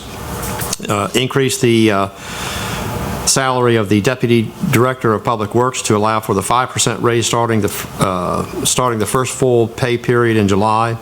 Also adjust FICA and the position control document for these changes. This amendment will impact the Public Works Engineering, Roads, and Solid Waste. Remove the Manager Civil Engineer from Exhibit E, FY27 position changes. The raise will remain at 5%. From Exhibit E, remove the 3 new Public Works positions, Professional Land Surveyor, CAD Technician, Survey Technician. This adjust will decrease funding in the General Fund Public Works Engineering Department, 24. General Fund Roads Department, 50, and Solid Waste Fund. The decrease will impact both salaries and benefits in those funds. On Exhibit E, adjust the increased amount for 2 reactivated 911 specialists from $74,324 to $48,492. The motion, is there a second? Second. Any discussion on the amendment? All those in favor say aye. Aye. Opposed? Motion is carried, amendment passes. Okay. Under expenses, I make a motion to amend expenses as follows. On Exhibit B, decrease the General Fund Department 5 Executive Administration operating expenses by $26,750. Decrease General Fund Department 6 Community Promotions operating expenses by $20,000. Decrease General Fund Department 8 Finance salaries by $14,000, benefits by $14,709, I think. I'm sorry, $14,709, benefits by $1,125. Decrease General Fund Department 15 IT salaries by $7,578, benefits by $580. Increase General Fund Department 18 Salisbury Fire Ambulance operating expenses by $94,284. Decrease General Fund Department 20 Volunteer Fire operating expenses by $94,284. Decrease General Fund Department 22 Emergency Services salaries by $9,186, benefits by $703. Decrease General Fund Department 24 Public Works salaries by $40,043, benefits by $22,971. Operating expenses by $39,465 for elimination of new positions. One-time expenses by $19,000 for elimination of new positions. And decrease General Fund Department 50 Roads salaries by $36,466, benefits by $22,971. This will adjust Exhibit B, General Fund expenses, total general fund by $3,261,547 to $234,079,428. If I may? Yes. The split out of the finance, IT, and emergency services is off by $1. Which one? Total? In total, between those three, one of those 6 lines is off by $1. Put that in the coffee jar? Well, you wanted a balanced budget. If we add these up, these don't balance, so we're off by $1. So I need those three to add to $33,882, and they currently add to $33,881. So we will strike $1 from one of them? No, you need to add $1. You said it totals to what? $33,881 is what I'm getting for those three together. I've done it twice, so if I've done it wrong, I will accept that, but if Are you suggesting we add the $1 to finance? that's fine. If you want to add the $1 to finance, I don't care. I can make $1 work in my budget, so. This is for finance, IT, and emergency services? Yes, I get those to add up to $33,881. They need to add up to $33,882 to make the budget balance. Somebody might have maybe misspoke. So the last digit for finance is for the salaries, it's a 9. For benefits, it's a 5. For IT, this last digit for the salary change is an 8. Benefits is a 0. The last digit for the emergency services salaries is a 6, and benefits is a 3. So 958063 add up to 1. Can we simplify it to so easily just to say salaries in finance would be 14,710? That's fine. Jeff, would you make that as a friendly adjustment to your amendment? So you're I would like to make a motion to amend the expenses. You don't have to make a motion, just state it as a friendly amendment. Okay. I would like to change the decreased general fund Department 8 finance salaries by $14,710. That's fine. Is that a decrease, or would that be a decrease up to 14,708? Hold on. I think it needed to be 10. 14,710, Is this a 1125. Well, but we're decreasing the budget by. All right, just make sure. Since you made the amendment, you can amend Yes. your motion. The 10 works. Okay. 10 works? The 10 works. Is there a second to the amendment as adjusted? Second. Second, there is, okay. So, give me one other second, please. All right. Okay. I want to see this. Give me 1 second. By the way, if the public wants any of these amendments, I'm sure you could reach out to Mrs. Hurley, and she'd be glad to supply them to you. We will be posting on the, a adopted budget that shows the total of all of these things together. Great. So, once these are done, I will be doing that. I was trying to break out your $33,882 to the different departments and salaries and benefits, and I remember adding $1 to emergency services to get all these numbers to line up. So I don't know if that's where it should be, but I'm fine with the 10. It really doesn't matter. the part of this was because also the split with the Department of Public Works Director and all those. So the numbers I have total to balance on the general fund revenue, so it maybe is $1 off here, but then the $1 is gained back in the Public Works roads. Yeah, but the problem is, again, we adopt a budget by department, so I need to, again, so I have very different numbers also for the Department 24 and Department 50. So I am suggesting we change those numbers, please. Okay. What is the recommendation? The recommendation for salaries for Department 24 should be $32,062. Benefits should be $42,298. Salaries for Department 50 should be $44,673.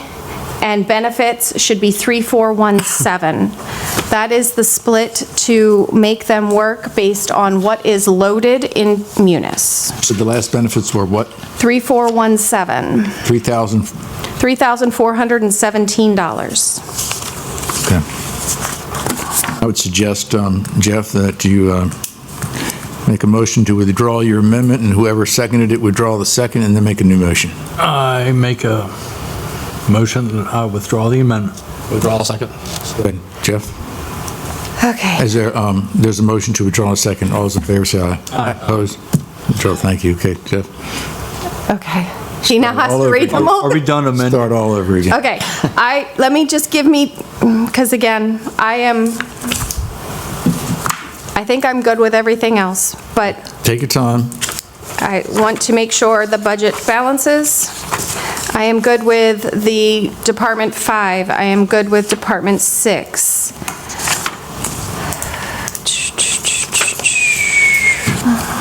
Department 5, 6. Actually, make that 11 and 4.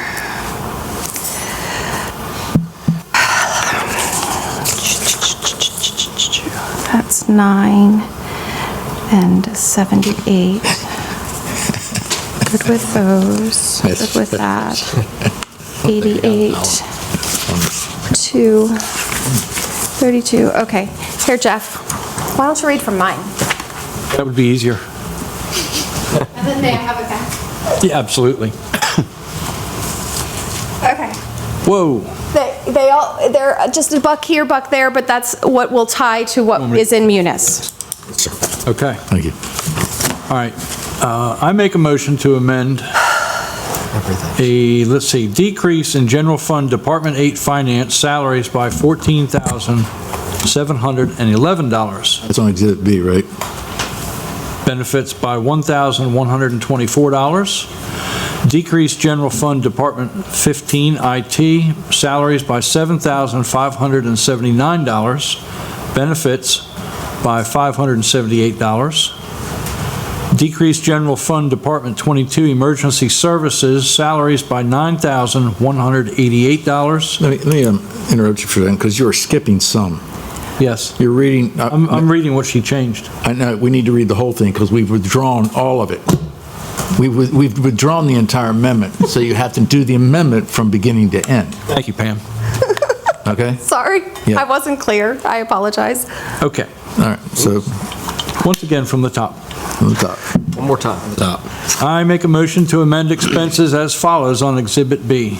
Decrease general fund Department 5 executive administration operating expenses by $26,750. Decrease general fund Department 6 community promotions operating expenses by $20,000. Decrease general fund Department 8 finance salaries by $14,711. Benefits by $1,124. Decrease general fund Department 15 IT salaries by $7,579. Benefits by $578.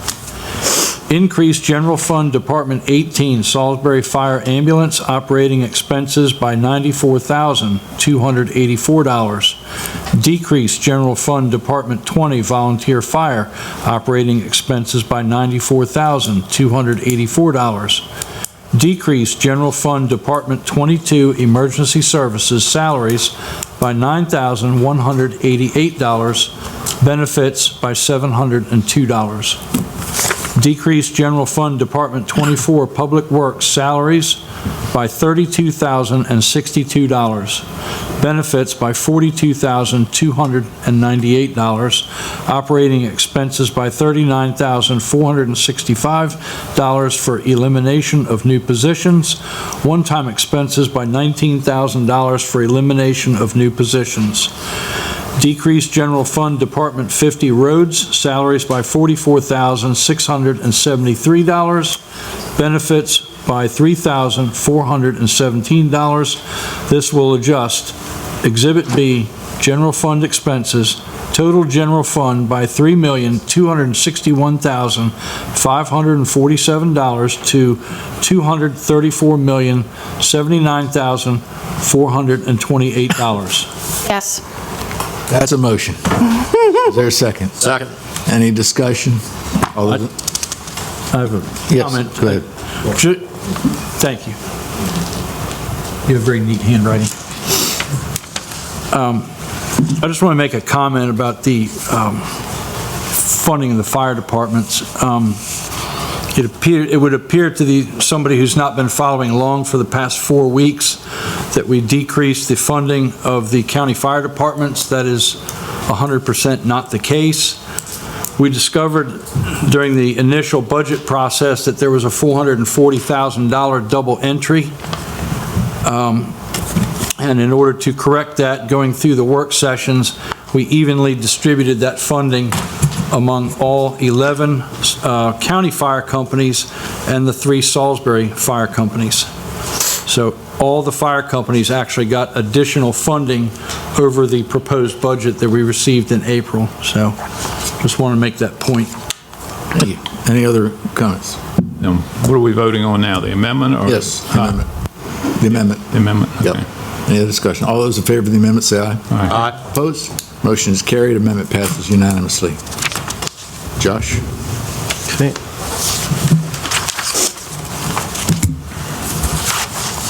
I'd like to make a motion to amend Exhibit D, anticipated grant funding, as follows, just to remove the corrections section of the schedule.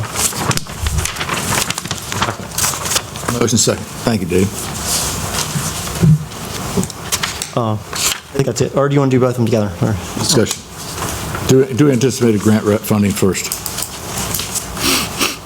We did the other. That's what you did. It's at the bottom of the page. Yeah, I just did that one. Oh, I'm sorry. You want to vote on that one first? or No, you no, wanna I do both was together? distracted. No, yeah. Okay, thank you. Any discussion? All those in favor say aye. Aye. Opposed? Motion is carried. Amendment passes. Sorry, Josh. Okay. You guys always give me the hard ones. Here you go. Yeah. All right, I guarantee I'm going to screw this up. All right, solid waste changes. I'd like to make a motion to amend Fund 51 solid waste as follows. Reduce revenue by $415,855 for a decrease in tipping fee. No, For eliminating the increase in or eliminating the July. increase in July, and in January, increase to $100 per ton. Yes, $100 per ton. yes, he said that. Correct. I thought he said 200. No. Next council. And then removing the brush permit sticker. Brush pile permits. Brush pile permit sticker, $45,000 reduction. Offset by the increase in the price to $65 from $60 for the first household permit.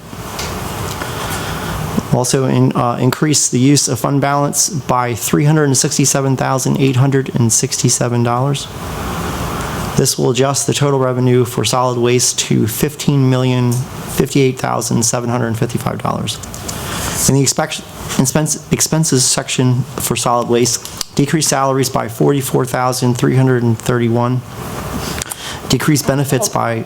Hold on. Friendly amendment, $44,577. As I was saying, decrease the salaries by $44,577. Yes, and decrease then- benefits by 3,411. And then decrease the benefits by $3,411. Yes. This will adjust in the expenses section the total solid waste to $15,058,755. That's the motion. Motion, is there a second? Second. Any discussion? All those in favor say aye. Aye. Opposed? Motion is carried. Amendment passes unanimously. Any further discussion on legislative bill 2026-04? This is the budget. Joe? This is it? Yeah. Yeah, I've got some things to say. Go ahead. So this budget is reducing our tax rate by 3 cents, approximately 3 cents. That doesn't mean that people's property taxes are going to go down a whole lot, if any, because of the assessments that the state's doing. If you're in that third tier every year, which I think the east side, some of the east side of the county was. It's been an interesting budget season, I'll put it that way. I'm glad to see that our employees are getting a raise. And I guess, like they say, there's one in every crowd. I'm not going to vote for this budget. and I've got several reasons why. I think I'm going to use the word confidence. I don't have the confidence in watching what's happened in the past. We've asked for several years now, multiple years, that our leased vehicles be charged to each department. We did get this year what they were costing each department, but they're not put in. So you don't get a true cost to a department unless it's inserted in that department. GOB security.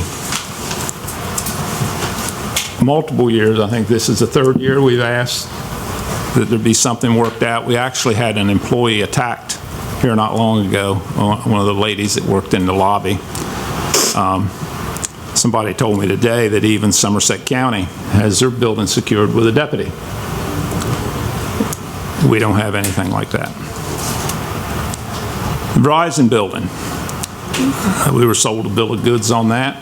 That was brought to us, I think some people use the word so far as boondoggle about the Verizon building.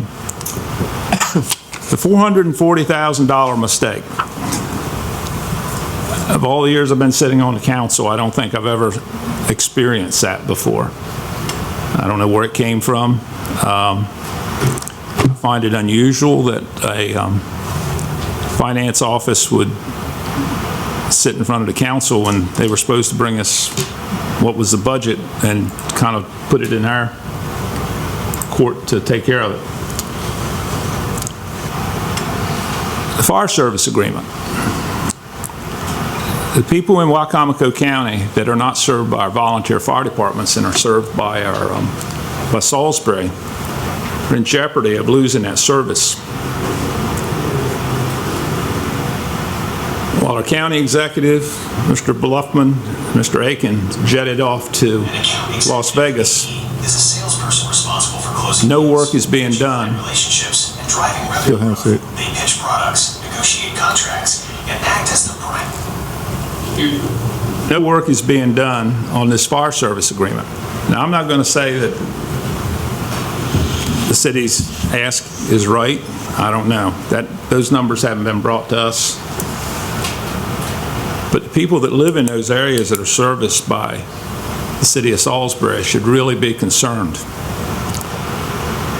In this budget, while we can't come to a fire service agreement for serving the people of Wicomico County, it's been inserted $3.5 million for the Humane Society. Now, I'm not going to dispute that maybe the Humane Society needs a new building. They've said they need $7 million. Those estimates came off a building that was built several years ago in another county that would probably be more than that now. I don't know. I was told at first they couldn't raise any money. Then Mr. Luffman said the other day they had a couple $1 million in reserves. So I don't understand why we can't have security in this building, why we can't come to a fire service agreement, but we can dedicate $3.5 million to the Humane Society. And I love animals just as much as anybody. I think Mrs. Knock will tell you that I've had several calls to her over the years about animals that's not being taken care of. So I don't want anybody standing up to that podium and saying, oh, you don't like animals. That's not the case. $30 million coming from the reserves, a very unusual amount. In 2018, now I'll say this, it's estimated and it's not always used. In 2018, we took $9 million out of reserves. 2019, we took $10 million out of reserves.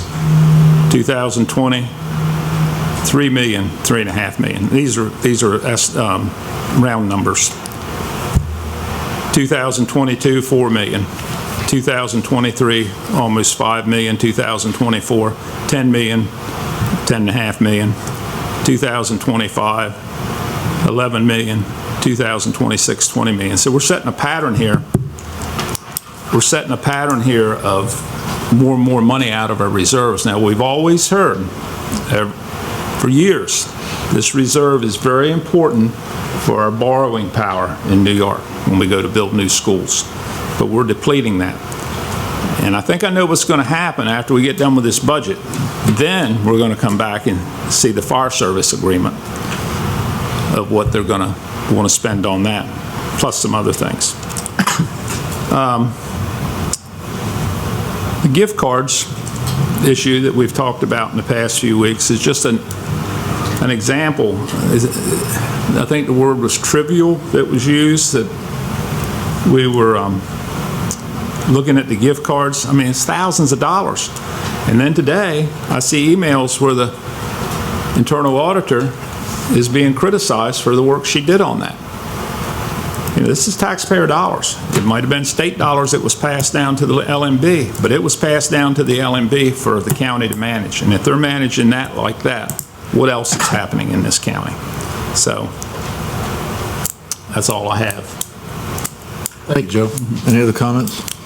To take off on what you did say, Joe, I know that we did have conversations about 2 months ago with the fire chiefs here, where we did suggest, and it was agreed upon with the executive and with the fire chiefs, that there would be a commission put forward to evaluate where we're going to go as far as the fire service agreement, how we're going to resolve these issues, not only with the volunteers, but with the city of Salisbury as well. And if it involves Delmar and Fruitland as well, that's fine. But we're hoping that that will continue. We're expecting that to be done within the next couple of months. I'm hoping that something comes before this council with appointment recommendations for appointments to this commission. And at the same time that we can be assured that there will be discussions between the executive, the mayor, and the Chiefs Association to come to some resolution as to how we're going to resolve this issue with fire service. I sure hope so. Yes. You know, the SWAT's been out there for a number of years, and nothing's ever been solved with that either. Yeah, so. it's been about 2 at least. So I'm hoping that will help resolve resolve those problems and your concerns as well as everyone else is here, Joe. Thank you. Any other comments? Seeing none, we'll do a roll call. All those in favor of Legislative Bill 2026-04 as amended. We'll start with Councilman Holloway. No. Councilman Hastings. Aye. Councilman Wynn. Aye. Councilman Ennis. Aye. Vice President Merritt. Aye. Chair votes aye. Legislative Bill number 2026-04 as amended passes with a vote of 5 to 1. She just In favor. just got on. Okay, that's right. Shani, are you there? Okay, that's fine. We ready to move on? Yes. Okay. Mrs. Rowley, thank you both. Next on the agenda is Resolution Number 105-2026. This is to levy and impose a real and personal property tax rate for fiscal year beginning July 1st, 2026 and ending on June 30th, 2027. Need a motion from council to approve Resolution 105, 2026. So moved. Second. Any discussion? Seeing none, all those in favor say aye. Aye. Opposed? Motion is carried. Resolution passes unanimously. Thank you. Thank you both. Thank you both. Thank you, Ms. Hurley. Ms. Chattel, how are you? I'm doing well, thank you, President Cannon. Sorry. So I'd like to discuss an intern for the Internal Auditor's Office. I don't know if there needs to be a motion for anything.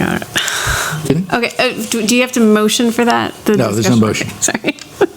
All right, so I drafted a job description for a paid and an unpaid intern. I would like to get consensus, or if we need to have, if we need to do approving through resolution later. But if consensus is okay, then I would like to get consensus, ideally on a paid intern. And then I would send it to HR, I guess, for the process to get the control number so that for next year's budget, there would be a intern. And then every year going forward, there would always be budgeted funds for an intern. It could be any given season, but there would always be the opportunity or ability for the internal auditor to have an intern, whether it was the spring or the summer. And I can give you the list of all the things that are really needed for the office to have that intern for, such as the records retention and destruction project that I finally got an approved schedule from the state of Maryland. So, you know, having an intern to help with that, having a second set of eyes on things, sometimes a second set of ears, would be invaluable. And then also it would help fuel the pipeline for future internal auditors in the world and eventually in here as well. That's the hope. Is Any questions from anyone? Yes. You put in here for a paid or an unpaid. I put job descriptions in. There have been concerns from some council members that we're not allowed to do unpaid ones that actually do things that they need to be paid. Why is that? I don't know. So that's why I put both in here, the paid and the unpaid version. I think we need to find out whether that's correct or not. I was under the impression at one point in time that the state of Maryland had changed the law, whereas if you had an intern, you could not just have that intern, you couldn't have that intern doing anything unless they were paid. Others, they could look over her shoulder all they wanted, but as soon as they started typing a letter for her, that's automatically a job. They needed to be paid for it. But I just expressed that concern, but it's open to whoever wants to review. I think we need to check with HR and find out if that's correct or not. I will also add, another council member suggested in a person who was interested in interning, and we had a discussion. Like, I didn't actually make an offer, but we did have a discussion. And during that discussion, the person actually talked about other like it wasn't even like, okay, it's nice that it'll be here, but there's other opportunities out there. And so having some sort of stipend for the intern, I think would also increase the desire to have the intern want to pick this place over other places. I think it'd be nice to just have it be competitive. Yes, Obviously, exactly. if this example, if you're going to get paid or you're not going to get paid, which one are you going to go to? Well, so I think in today's, it doesn't have to be a large amount, but if they're getting, education credit or if they're getting, extra work experience, I think it makes a whole lot of sense. And I would love to see us do this for multiple reasons, but more than anything else, just to be able to have someone gain what is really unique experience. It used to be that we had two folks for years with our internal auditor that were here. So it'd be nice to have somebody, that gains an understanding and could be ready in the future for a potential future job. I don't think the council has any objection to having interns. I think, as Joe suggested, you're going to need to talk to HR to find out what the guidelines are for paid versus unpaid internships. I don't know if you could reach out to Salisbury University, since they have so many students that they usually try to encourage to get into internships. They would have to know what the standards are. I would think they would have to. They might even be able to help you in defining what the pay structures might be. Okay. Right. And at that point in time, I'm afraid if we do it between now and next year, there's going to have to be some amendments to the budget to allow for that paid structure if we accept it. Well, the theory would just be that just going forward. So I'm not even hoping that we could get an intern this year, but in future. So no amendment to this year's budget, but that it be ready for next year. Okay, well, if you review this with HR and whatever other resources you have or you need, and find out whether it's valid or not, as far as what I suggested about the state of Maryland, go through that as well, and then bring it back to us, I guess, in a work session with a completed form, or you can probably bring it back as a resolution if you need to. Ms. Hurley, would that be correct? For the approval of the job description. For the personnel manual or for the personnel manual? Well, for whatever, I don't know.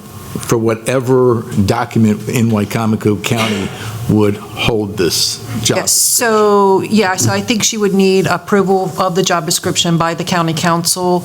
As far as the funding aspect of it, typically around January, February is when our office will submit the positions and whatever increases we want for that budget season coming up to the HR department. So around that time period is when you want to decide how much to budget and if you want to go forward with the paid one. But the resolution would only be for the job description and to introduce it as a, would that be for something for the county council alone, or would that be something as a policy for the county as a whole? Well, there's already a provision in the personnel manual that requires job descriptions to come before the county council, and you guys typically get them. For example, this budget that we just adopted, there were some new positions in that. They did submit job descriptions and the PDQs. What I'm asking is with Angie's suggestion as far as formalizing some type of an internship job description, would that not be for Wicomico County, for all departments of Wicomico County, as opposed to just the county council? No, I think it would just be the county council or the internal auditor's office, because the responsibilities are going to be for that specific office. Right. Yeah, okay, that's true. Okay, all right. So does it need to be a resolution or just another work session? Bring it back as a resolution. Okay. Okay. Thank you. All right, thank you. Thank you.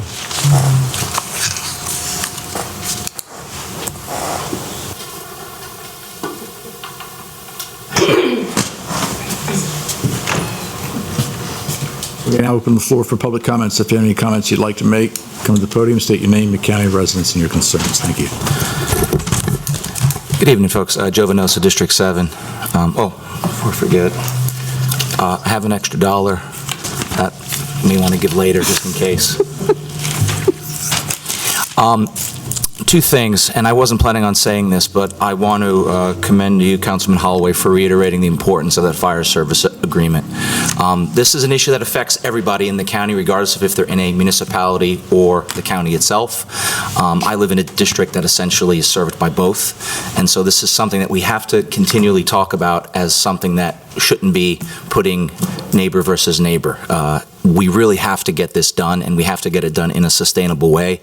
I want to reiterate that during a previous budget session, it was brought up, I believe, by the fire chief in Fruitland, that we might want to think about going to 3-year agreements so that we actually have some consistency in this, rather than basically go through the same process, particularly during an election cycle. It's not a good way to do things. It doesn't keep people safe. Speaking of keeping people safe, as a quick side comment to something that happened today, for the first time in 10 years, my little boy wandered away. For those of you who know, he's autistic, so he likes to elope. And luckily, we found him after about 15 minutes. He was on campus, and he's in that stage of life where he thinks it's funny to run away from daddy. So it was a scary moment. But in the process, when I was talking to emergency services at the sheriff's office at that moment when I was, obviously very worried, I can't say enough about the people there that we're helping. They do an incredible job on every aspect, and they were there very quickly, and they, again, provide the most important, essential part of local government, which is public safety. So with that, I just want to reiterate for those that have been following the situation that took place in this room last week with Salisbury's collective bargaining. The issue, I realize, for some people is ideological, and for others it's financial, but it affects the county as well. This is not a left or right thing. In my opinion, it's a right or wrong thing. And I believe that, particularly with our first responders, the decision that Salisbury made last week is going to have negative impacts on the county as well, especially when we look at a depletion of personnel. So I would hope that people in the county are following issues and would consider telling others to support the ballot petition that's currently going around. I'll be having a ballot petition signature page at my campaign table on Third Friday. Maybe others will too. But it's really important because, as I found out today, this is the most essential thing. We have to back and support our first responders because they are the first line of anything, whether it's a parent, whether it's a fire, whether it's an emu that's escaping on Route 50. These are things that matter, and we should prioritize them. So thank you for that. And one more thing, congratulations on almost getting through the budget cycle. I know there's nothing that you folks look forward to more than those budget sessions, but you're almost there. So congratulations on that. Thank you. Mr. Venosa.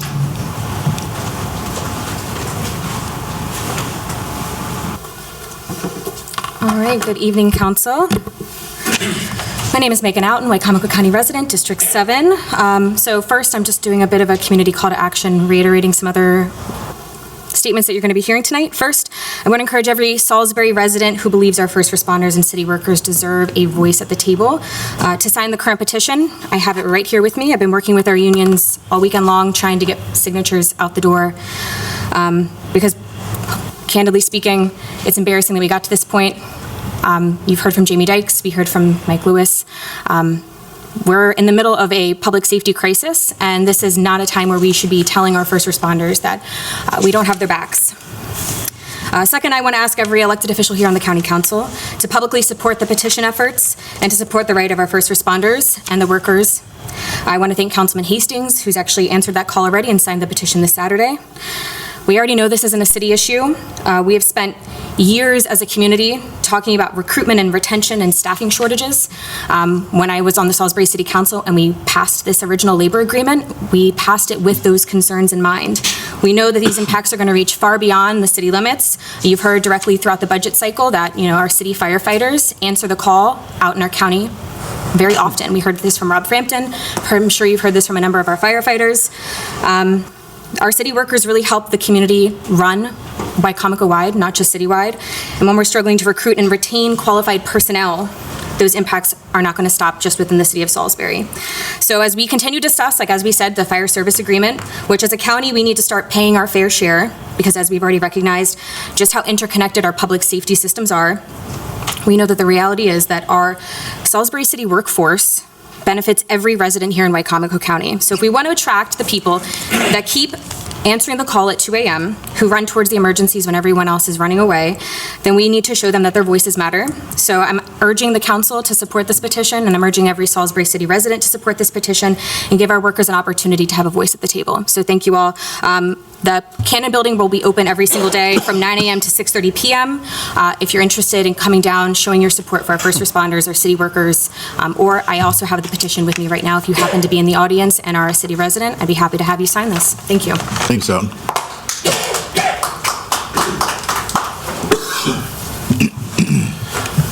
Good evening, Joe White, Parsonsburg. Congratulations on getting through what will be this collective of a council's last budget. And also, congratulations, it was almost anticlimactic, but you went over it. You reduced the assessed value down to 77 cents from 80 cents, thanks to our property revenue cap. You also reduced the personal property rate down to $1.93, because by state law, it can only be 2.5 times the rate. I do think this is a major win for taxpayers in Wicomico County. We are seeing our revenues go up, which is strong. I do want to remind everyone here, we're seeing the city of Salisbury and we're also seeing the state of Maryland operate on structural deficit. So although we are getting some great capital projects that maybe have been deferred maintenance done through PAYGO spending, we also want to make sure we're not moving ourselves in the long term. It's not imminent, but we don't move ourselves in the long term into a structural deficit, which is definitely what two different governments above and below us in size have done, and we're going to have to deal with some of that. I think you're hearing some of that today. On May 11th, Mayor Randy Taylor, Chief Frampton were here, along with 3 fire chiefs, Chief White of Sharptown, Chief Tyler of Powellville, and Chief Francis of Fruitland. We talked about having this committee form. I want to say, I hope we get on it in July. I don't have a preconceived notion where it should go, but I do think that we should get on this, because you have a new council starting in 6 months. Mayor Randy Taylor's number seems awful high. $5.4 million is a lot of money. I think that there's more due diligence that has to be done there, just like you've done with the Verizon building, just like you've done with other aspects. But there are folks in the county, particularly on the east side, who live in the county or serviced by Salisbury. And those folks deserve more time than 6 months in an emergency crisis that could be avoided. I do want to thank the council and the executive's office for actually having extra work sessions. Having 2 budget wraps, I think for someone who watches as closely as I do, was helpful. No one's going to agree with everything we talk about or agree or pass through a budget, but there was extra information there, and in the future, decisions can be analyzed based off of the best information you had in front of you. My call to action to you is to get the fire chiefs in here, get Mayor Taylor in here, get the executive's office. Let's figure this out. Let's also attack the SWOT analysis, and let's give ourselves some time so we don't end up in a budget crisis right before it happens. Thanks. Thank you, Mr. White.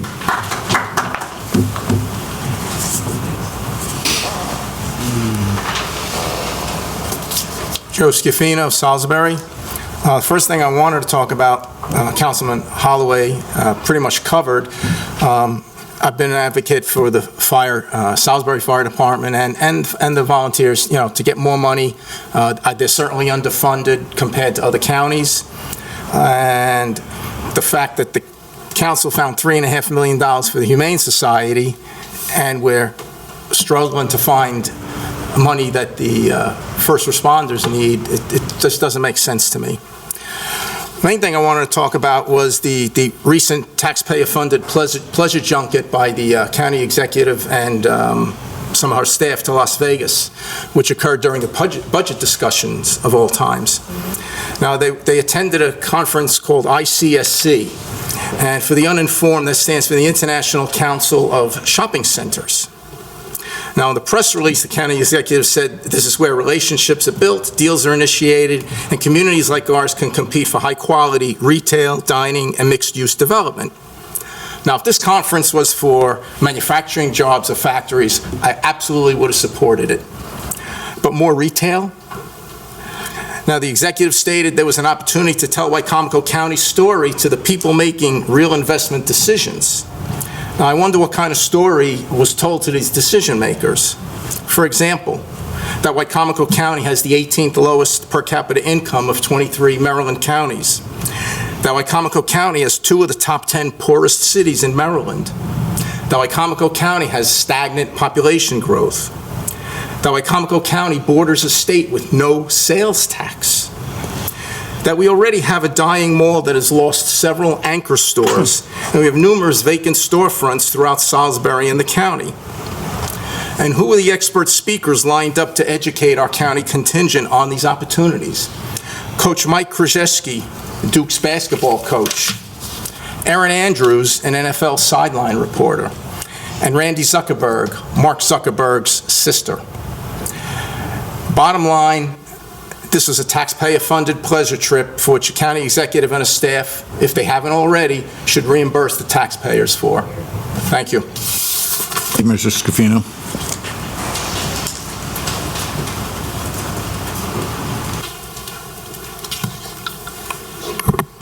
Good evening, Council. My name is Monica Brooks, and I'm President of Wicomico County NAACP. I'm also a resident of Wicomico County.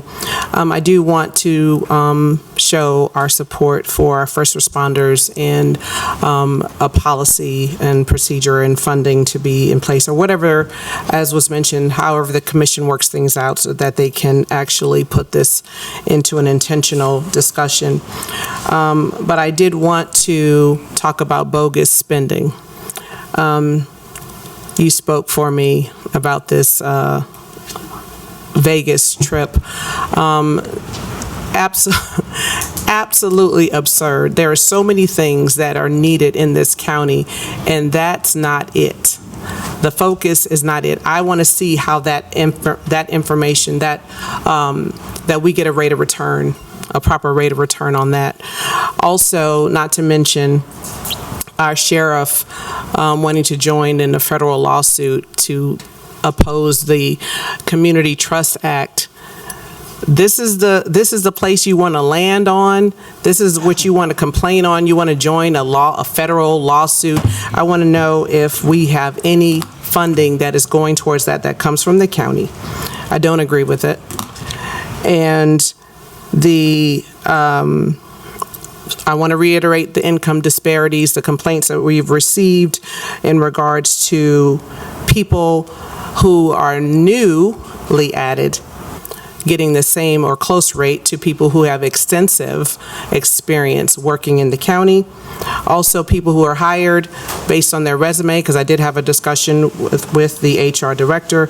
I was told that it was based on people's resumes, but I've also been told that some of these people's resumes have not actually bared fruition on the job. So what they say is on the resume is not actually being done and shown that they can actually do that job.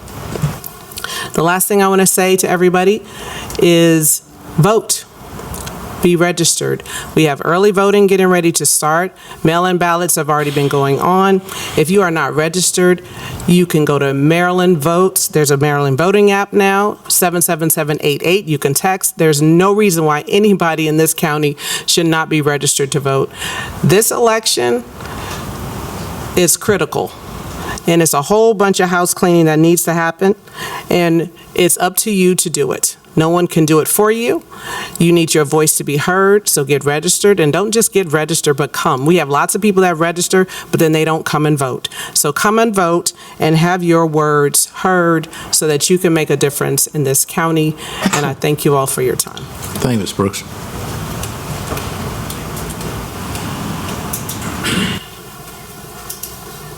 Good evening, Council. Julie Giordano, County Executive. Based on who's here, you can definitely tell it's election season, and this seems to be a place for platforms. But I do want to say, Mr. Holloway, there are so many incorrect and inaccurate statements that you made in your budget comments, and it's actually frightening to me. And how you treat our employees is completely disgraceful. I'm here tonight, and I'm actually shocked there's not more people here, to actually talk about the proposed charter amendments that the council is doing a work session on after this. And I'm here tonight to oppose a couple of them, and I want it on the record on why I'm opposing them. So I'm here tonight to oppose the proposed charter amendments requiring county council approval of employee benefit changes and prohibiting the county executive from establishing county policy without council approval. These proposals are being presented as clarifications, but in reality, they represent a significant transfer of authority from the executive branch to the legislative branch and fundamentally alter the balance of government established by our charter. The Wicomico County Charter creates a separation of power. The council's role is to pass laws. The executive's role is to administer government, manage employees, and implement those passed laws. That distinction was intentional when the citizens adopted the executive form of government. In fact, Section 314 of our charter specifically prohibits council members from attempting to supervise, direct, administer, or interfere with any functions or personnel of the executive branch. Employee benefits are personnel. Requiring council approval for benefit changes inserts the council directly into the administration of the executive employees, which is exactly the type of interference Section 314 was designed to prevent. Likewise, the proposal regarding county policy misunderstands how government operates. Requiring council approval for every executive policy or administrative directive would create delays, inefficiencies, and constant legislative involvement in day-to-day operations. Mostly, the voters of Wicomico County overwhelmingly chose to retain the executive form of government. They voted for a system with separate and independent branches, not one where the council increasingly assumes executive authority. These amendments are not about clarification, they're about control. And as you consider these proposed amendments, I urge you to remember that Wicomico County Charter belongs to all of the citizens of this county, not just the handful who come here to every meeting and speak. In 2024, thousands of voters spoke clearly when they overwhelmingly rejected the efforts to dismantle the executive form of government and chose to preserve the system we have today. Their voices deserve to be respected. If these amendments make their way onto the ballot, I promise you, you will hear these voices again from the people of the county.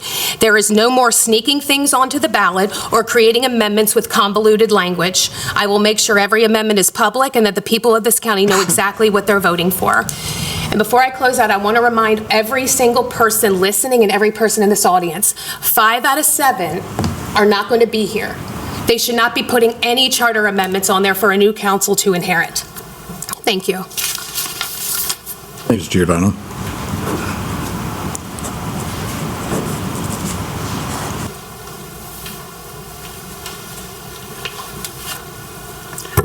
Good evening, Robert Taylor. Not a hard act to follow.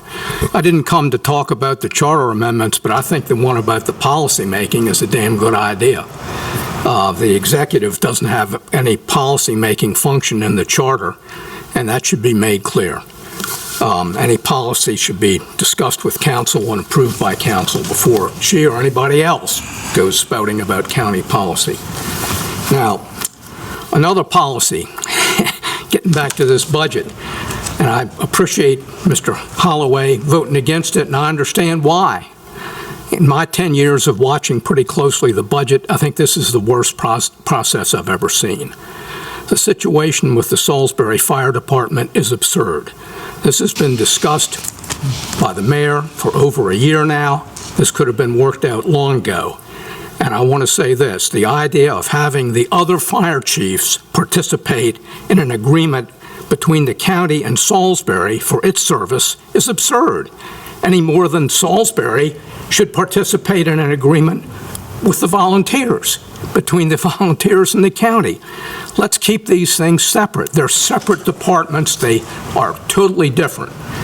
And the county is going to have to begin to pay a fair share for the Salisbury services. Now, a lot of people out in the county don't know what's going on. I talked to somebody today that lives out on the west side in a subdivision that we serve, the Salisbury Fire Department. Didn't even know this was going on. Those people need to be alerted to what's going on, because they're going to want to keep their service in Salisbury and not have it come from the other departments, the volunteers. Not that they're bad. I don't mean that at all. They're just too far away, and they're not staffed 24/7. I mean, there's a big difference, like I say, in these departments as you go around the county. Now, getting back to the budget, just real quickly, I've only got a little bit of time. The idea of upping the tipping fee was a good idea. I ran some tablecloth math on what would happen to the reserve funds in the solid waste fund if we had gone with what you all proposed last week. That amount, what was it, 92 cents? It would have essentially depleted the fund, because almost $6 million is being taken out of that fund this year as pay-go for other solid waste projects, leaving almost nothing. We're still going to have pretty close to nothing, even with the higher fees that you approved tonight. So we're going to have a real problem. What's happening is the solid waste fund, long-time enterprise fund, is now going to be just like the airport, just like the Civic Center. No longer enterprise funds. They're going to be subsidized by all the taxpayers, not just the people who use them. And we really need to address this, and quickly.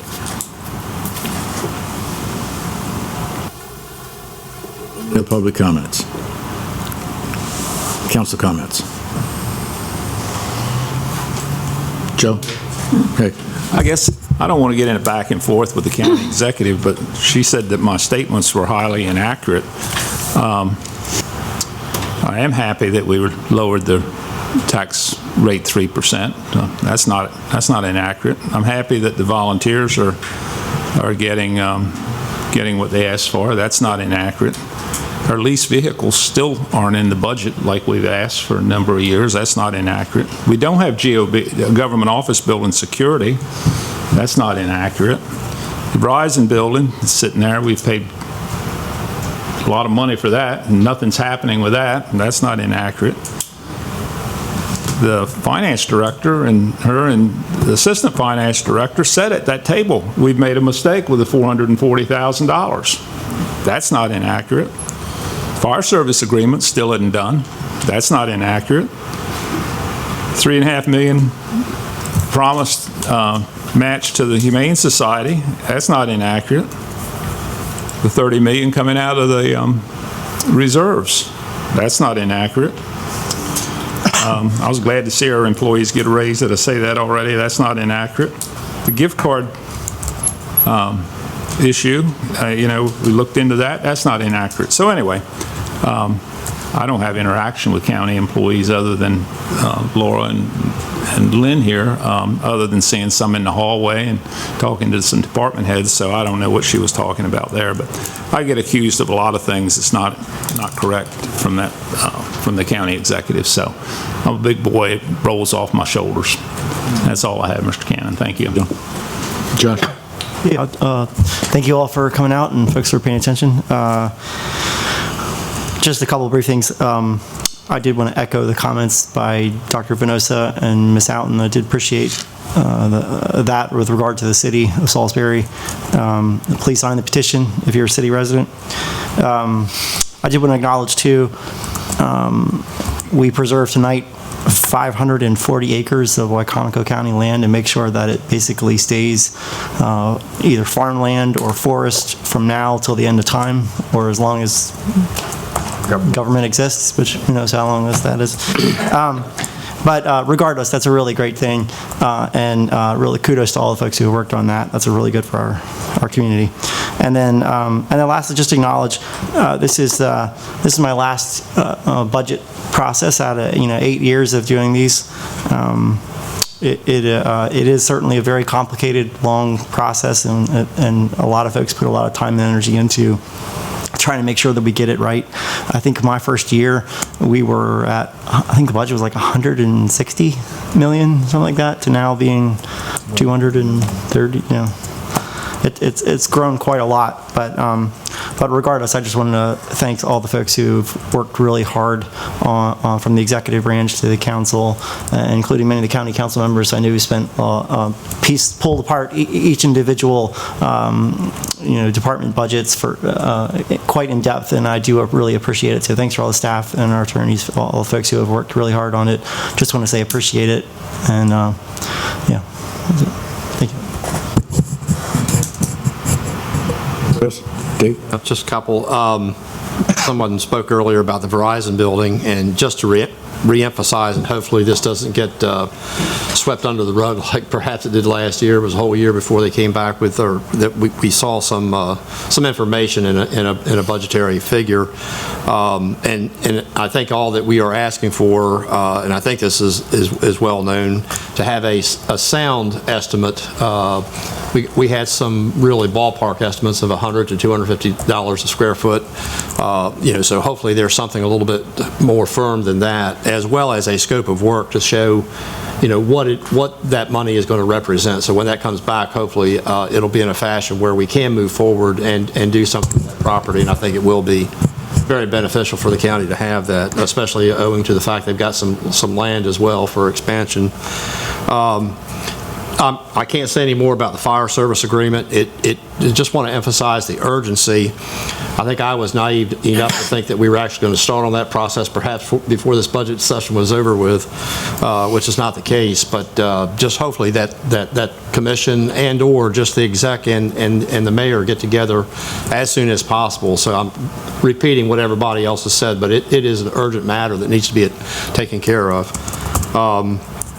Finally, not that I have said enough about solid waste, but, I said something about perhaps having a performance audit or some type of an evaluation. And my reason for that is looking at the numbers, and I've looked at them fairly carefully. It was stated that our operating budget was break even at $94, whereas other counties surrounding us are able to make it on 80 or 75. So my question remains, to scrutinize that, to make sure that the operating side of that is where it needs to be, or are there any inadequacies or deficiencies? Certainly, it's a good idea to try to put back in place, and we've got a long ways to go. It's not going to happen over the next 5 years, let's say, while we're putting together the capital needs for the horizontal expansion. At some point in time, it would be nice to think about it getting back to an enterprise department, but that's a long ways down the road. So the $100 anyway is going to move us, as I said before, a few notches closer. If you do the math, which I did also on the back of a tablet, but it would have to be something like $160 by my math over a 5-year period to actually pay for the capital, which is a ridiculously high number. But that just is to demonstrate how far we are from making that an enterprise again. We've got a long ways to go. So that's it. Shannon? Jeff, it's on you if you want to. Go ahead, Joe. Then I'll go. I'm sorry. I'd like to take another moment. The county executive mentioned it being election season, and I was just counting up. There's 6 people in the audience that's running for county council. You got to see tonight what happens if you question or don't agree with the county executive. I don't know anybody's alignment, where they stand politically, one way or the other, but unless you walk the walk and talk the talk that she does, you're going to get accused of things. You're going to get chastised in public. So I'm just warning you. You need to, if you get elected, which I hope you all do, you're all working really hard, but it'll be an experience for you, believe me. If you don't go along, it won't be good for you. That's all I have, Mr. Cannon. Thank you. Jeff? I'd like to thank everybody for coming out tonight. This was a tough one. I want to talk for a minute about the tipping fee and why I didn't approve it. There was a haulers meeting last Thursday where there was as was stated, there was a comment made that the haulers would be okay with going to $100 a ton. Tonight was the first we've heard about that. We had no indication that that was being discussed, being considered, had no time to verify that that information was correct. This tipping fee's been an issue ever since I've been on the council. When I got on the council, it was $67 a ton. It's getting ready to go to $100 a ton. That's a 50% increase in 3 years. So while the expense might be warranted, at the end of the day, it's going to get passed on to the people that create trash. And we have to be very careful on making that unaffordable so that the people that create trash don't have it end up on the side of our roads, which we've already seen. One of the things I did not hear during any of the work sessions about the tipping fee in the landfill, I did not hear anything about cutting expenses. Not one time, not one example. Last year we spent approximately $3 million on new equipment for the landfill. Warranted, it was old equipment, needed to be replaced. They talked about the power lines tonight. I believe it was 10 years ago, it was estimated to move those power lines, it was $14 million. We're being told we might not have to move the power lines. If we do have to move the power lines 10 years later, I suspect it's going to be more than $14 million. At the end of the day, we're putting the burden of this tipping fee on the taxpayers. I know of one municipality right now that's maxed out on their trash collection budget. So now they're going to have to go to their citizens and ask for more money because the haulers cannot absorb a tipping fee going from $88 a ton to $100 a ton. That cost is going to be passed down to the citizens. So I'm not sure fiscal responsibility is what we're doing. That's why I did not vote for it. I'm glad to see the employees got a raise. Something we've asked for at least 2 years is a salary study. The last one was done 5 years ago. I'm pretty sure that nobody in this county is being paid correctly, and we keep trying to fix things one department at a time. We need to get a comprehensive salary study done and go with their recommendations. And I would suspect that there might be some people in this county that might be getting paid too much money, but we don't know. We won't know that until we hear from the experts.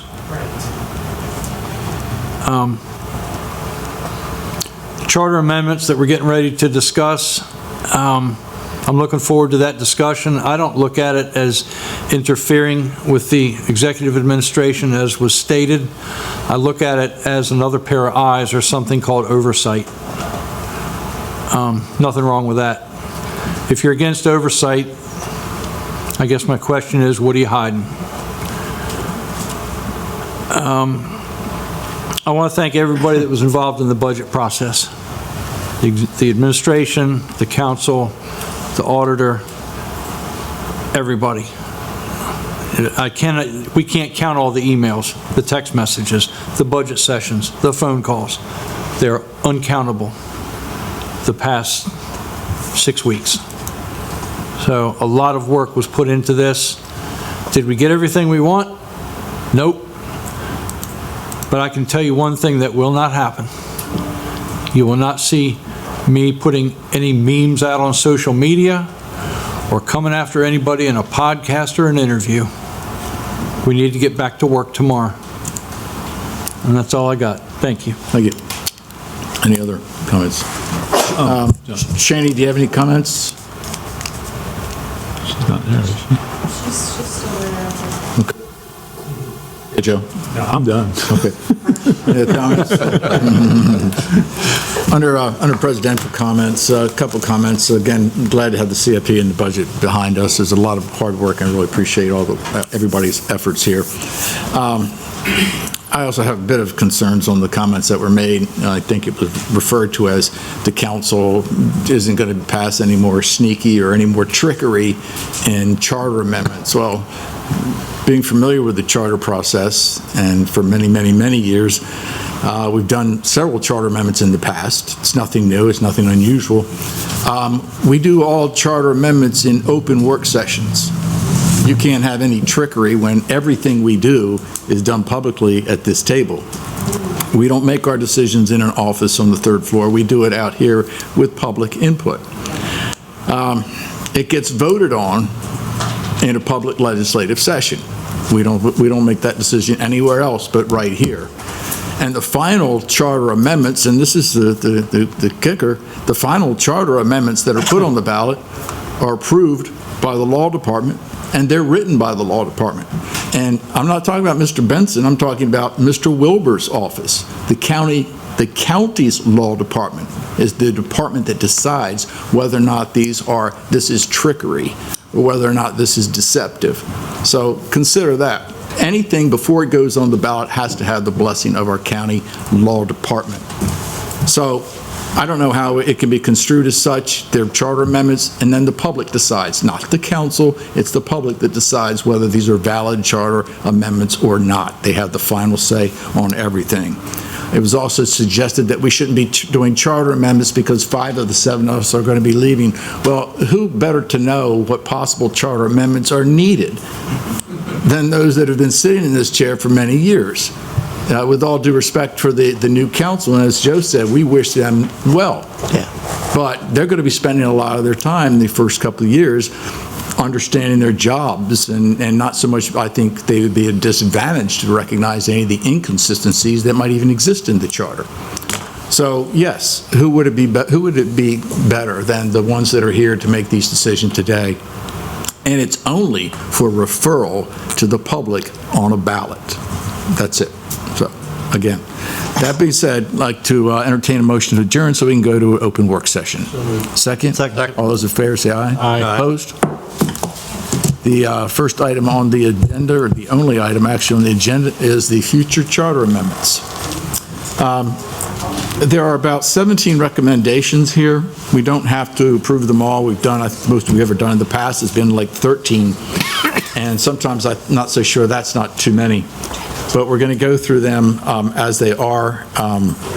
The first one was a Charter Section 202A, which wanted to add, it was suggested that we might add a residency requirement for the county council for residency of 2 years in Wicomico County, and a residency within the individual district for at least 1 year, and a minimum age of 25 years old.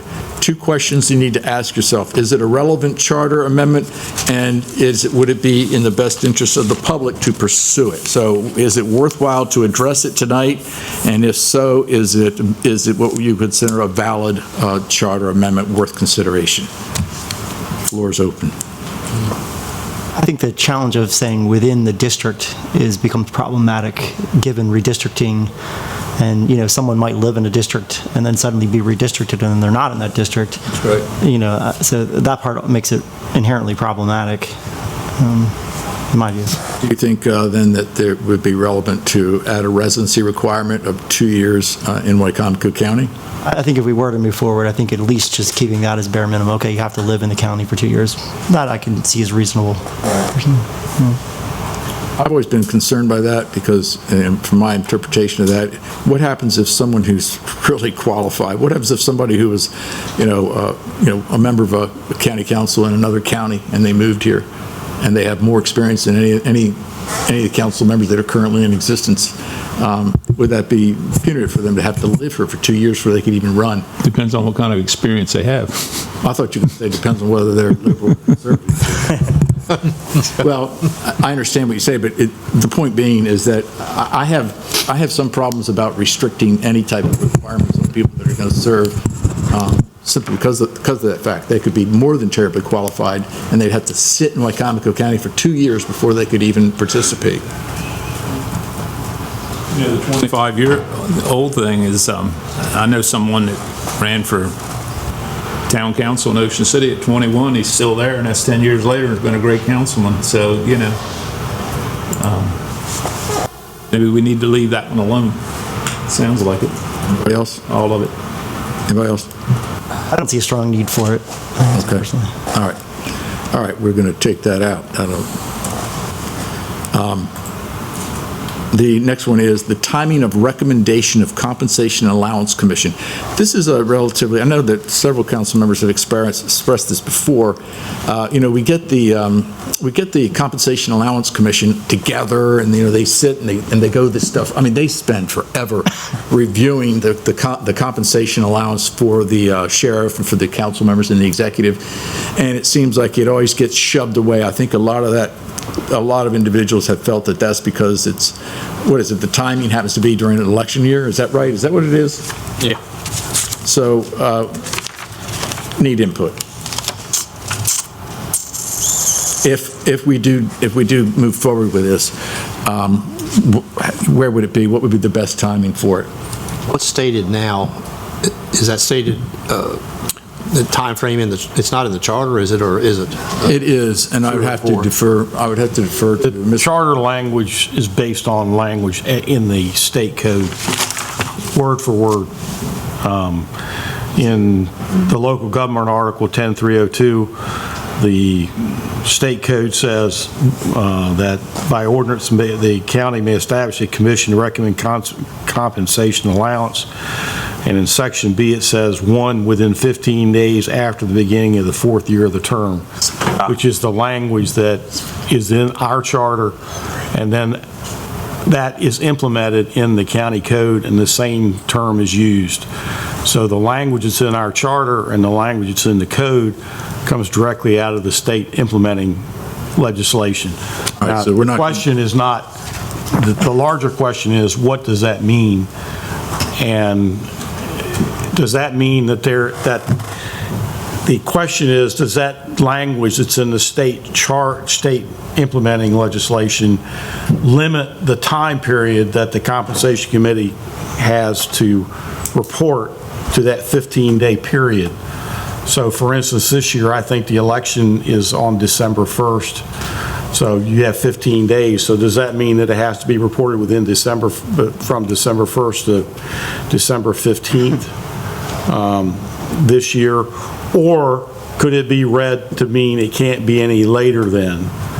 And it seems to me that you could interpret to mean not any later than, so that if council wanted to say in the implementing code, in the county code, that you're going to require it to be submitted to you in mid-November, I don't know that that would violate the state law, but the language that you're talking about is word for word right out of the implementing legislation that allows you to do it.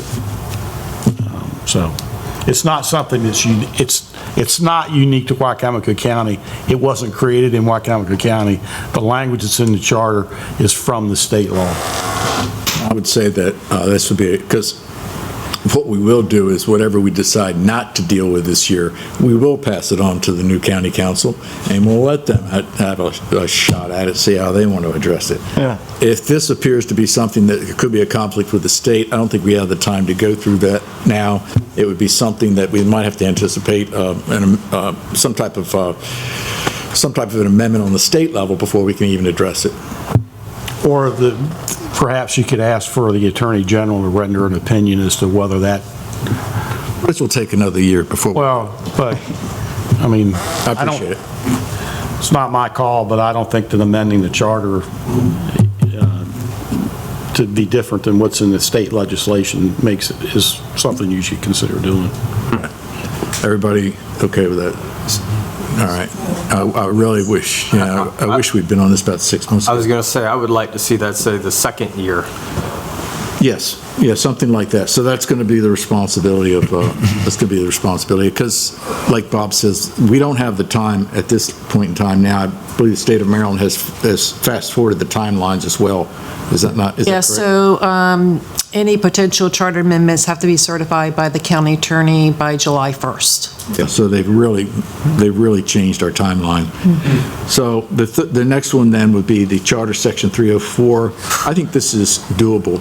Right now, minutes, everybody knows the trouble we have to go through, that Lynn has to go through in order to type the minutes every single, and she does it through headsets, listening to the minutes to transcribe.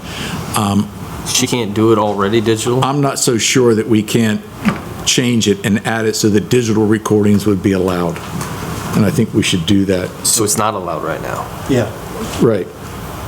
Right now it's written, and it's written transcript. So I think actually that's where we should transition. I think all minutes should be. That's the state law.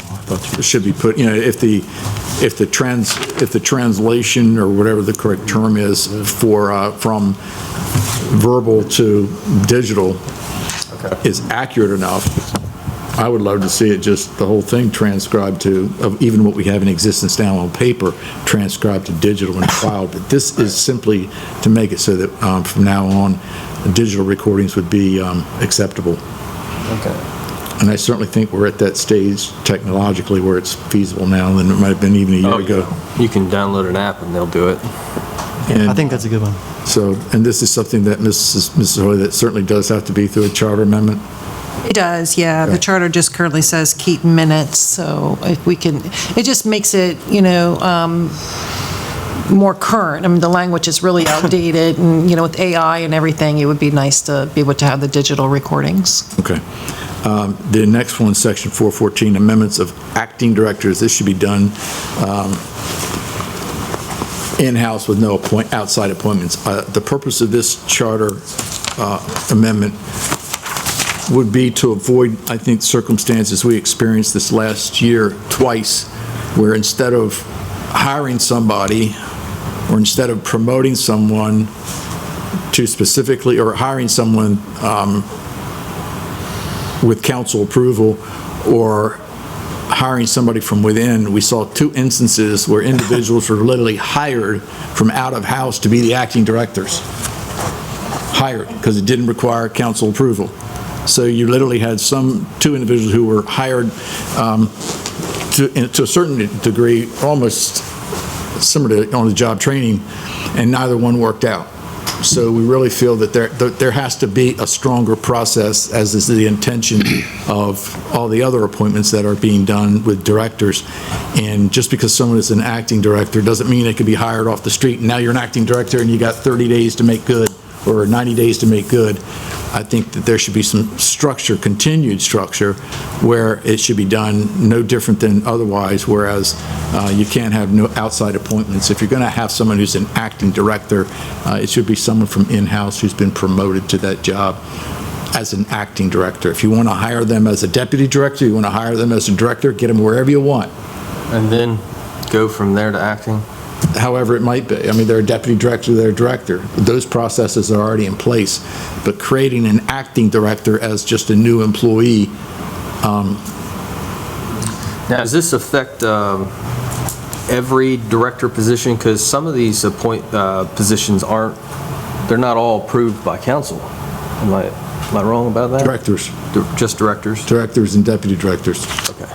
But see, the acting is where there's been a bit of kind of like shifting a little bit, and I think trying to push the envelope a little bit. Yeah. So the only thing we can do really is to address it, and this is how charter amendments happen. You witness things that occur, and things start slipping through the cracks, and you have to tighten that up to make sure that the process is a little more structured. So this is the charter amendment that would require that the appointment of an acting director would be no different than a deputy director or a director, in that it would have to be done in-house and with no outside appointments. have to reword that so people understand it. It is not, I agree. Yeah. So if someone, let me just ask, so somebody wanted to be hired, I'm just trying to make sure I'm on the same page. So if they wanted to hire a director or a deputy director, before they go to acting, they would have to come before us? A director or a deputy director always comes before us. Before they go to acting? Well, they always just comes before us, period. Acting director could be anybody, as of right now, you could be an acting director tomorrow, and it wouldn't require council approval, it could be done tomorrow. Okay. But it's a little reckless because you don't know who the person, you don't know anything about the person. All of a sudden, they're an acting director. They're responsible for 20 or 30 people. So this simply says, look, let's try to make sure that these people are in-house. There's already some experience there before we just bring them in. Mrs. Hurley, anyway, so I'll leave it at that. So and you're right, it does need to be tightened up. The verbiage needs to be tightened up because it's hard to even explain. I'm sure the original intent of acting was to bring somebody to fill a position that was vacant for a temporary period of time. That's the most typical, in my past experience with any organization, and so what we're doing, I think, is just clarifying it so that it doesn't get abused or used in a different fashion. It's just, there's a vacancy, you want somebody with the experience within that department, and that's what you're doing. And this just would tighten it up, so I'd be in favor of keeping that on. The next one is to clarify that proposed changes to the employees' benefits programs must be approved by the county council. I'm not sure. I don't know. I'm not quite sure. I can't remember what brought this about or why this is being presented.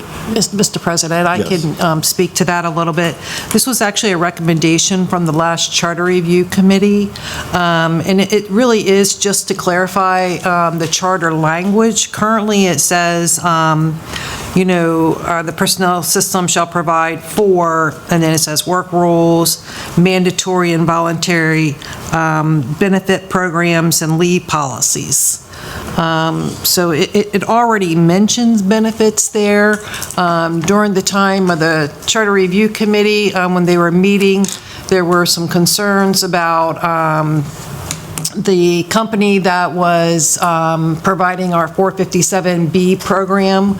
That got changed, and there were some employees that were upset and had voiced their opinions to the council at that time. And so that's how it made it to the Charter Review Committee. How would there be, how would it be defined as far as the council overstepping its boundaries in reference to, what they may or may not do, because the day-to-day operations of the council, the operations of the council is not to interfere with the day-to-day operations of the employees. But I think when you're trying to talk about protecting employee benefits, I certainly think that would be the responsibility, and there would be a checks and balances or some type of degree of oversight, as Jeff Merritt had suggested earlier. Is that really the genesis of this? It's no different than us setting salaries. That's a benefit. We make those decisions. Mr. President, if you look in the charter, it's under section 601, but under the current charter, the county upon recommendation of the county executive, the county council shall establish a personnel system. And under section B, it has a section about work rules, mandatory and voluntary benefits. They're part of the personnel manual. It's already required to be brought to the county council. Now, the specific issue that maybe Ms. Hurley's referencing is that not that they changed the benefit, they changed a provider. Right. They didn't change the benefit. They changed the company that was administering the benefit. So I'm not sure. You would need to clarify if that's what you're intending to do, but currently this already requires council approval. I don't know whether it occurs in practice, but the charter requires it because it has to be in the personnel manual, and the personnel manual has to be approved by the county council. Right. So, and this refers to programs and not benefits. It does say programs, but if you were changing a program like the 457 that Ms. Hurley was talking about, that almost sounds to me like that changing that program impacted the benefits and was in violation of the charter. Ms. Hurley? Well, I mean, I agree that we still had the benefit of a 457, but because the organization changed, I think that's where the conflict was, whether that needed council approval. Again, some of our employees were upset with the change, and I think the request is just to clarify that language. If it were simply to change the provider, as Mr. Benson said, I'm taking this to the nth degree, and the benefits remained exactly the same, then, I guess you wouldn't need that, that section called out or whatever the case, or there doesn't need to be any further definition if it's just the provider. If that was the instance that... I'm not a county employee, so I don't know what the change was. I am assuming that when they changed the provider, that they went from investment company A to investment company B, and investment company A had these investment funds, and investment company B had a separate set of investment funds, and the employees may not have thought they were equivalent. I don't know how you deal with that. I think it's already in place. Yeah, I think when you change a program, like Dave suggests, if you change a program, it doesn't change the benefits, that's okay. But when it changes the benefits, all of a sudden, you've crossed the line. And it sounds to me like from whatever was done, it was something that this council did not catch, and the legal department did not catch, whereas it was, I would say it might have been a violation, I don't know. Yeah, it never came before council, so it was never presented. You guys, well, the council at the time heard from the employees. Yeah. And that's what the concern was. Yeah, but I'm wondering whether at that time, it should have been something that was maybe revisited and said, hold on a minute, we think there's a violation, or at least the legal department, I'm not talking about our legal counsel, I mean, the legal department should have said, you've just changed your program company, and it's changed the benefits, that's a violation. So I think it's already in place. I just think that there was a huge mistake made. Yeah. How long ago was that? I think just after you got on, James. So within the last 10 years. It's been a while. Yeah. Time flies by. I don't remember it. But it's evidently it's very significant, the problem. The next one would be the Charter Section 704G. Can the adoption of the capital improvement program be with the budget rather than the third Tuesday in February? The reason that's in there is because there isn't a year that's gone by yet where we didn't make an amendment to move it forward. Whether the public's going to recognize the importance of it, maybe that'll be part of the description, right? Can the adoption? They say that the description needs to be in layman's terms, and you can't use double negatives. I mean, that's specifically, they went to that length to make sure that how this works. Do you think that? I think that would be. I think it's worthwhile to change it because we do it every year. We have to do this. Well, just leave it up to the council that's here to do it. Whoever's here, it might work better for them. I can't work better for any council in the last 20 years. But why change? I've only been through one budget season. I can't imagine ever wanting to pass that and address that until you had the whole budget to look at and see how it all interrelated. And that's probably why it's been pushed forward to the June date in the past. And I know there's a catch-22. I think the finance director would like to have that established so that she can integrate that into the operating budget. But as you know, for my purposes, I wouldn't want to ever approve it before I could see the whole picture and of how it affects the entire budget. But I think it's a good change, or it would be a good one to put on there. But I don't have strong feelings about it. With keeping it on. I don't have strong feelings on it. I don't know that it makes a huge difference. It's another amendment. Yeah. That's just part of the process. I don't know.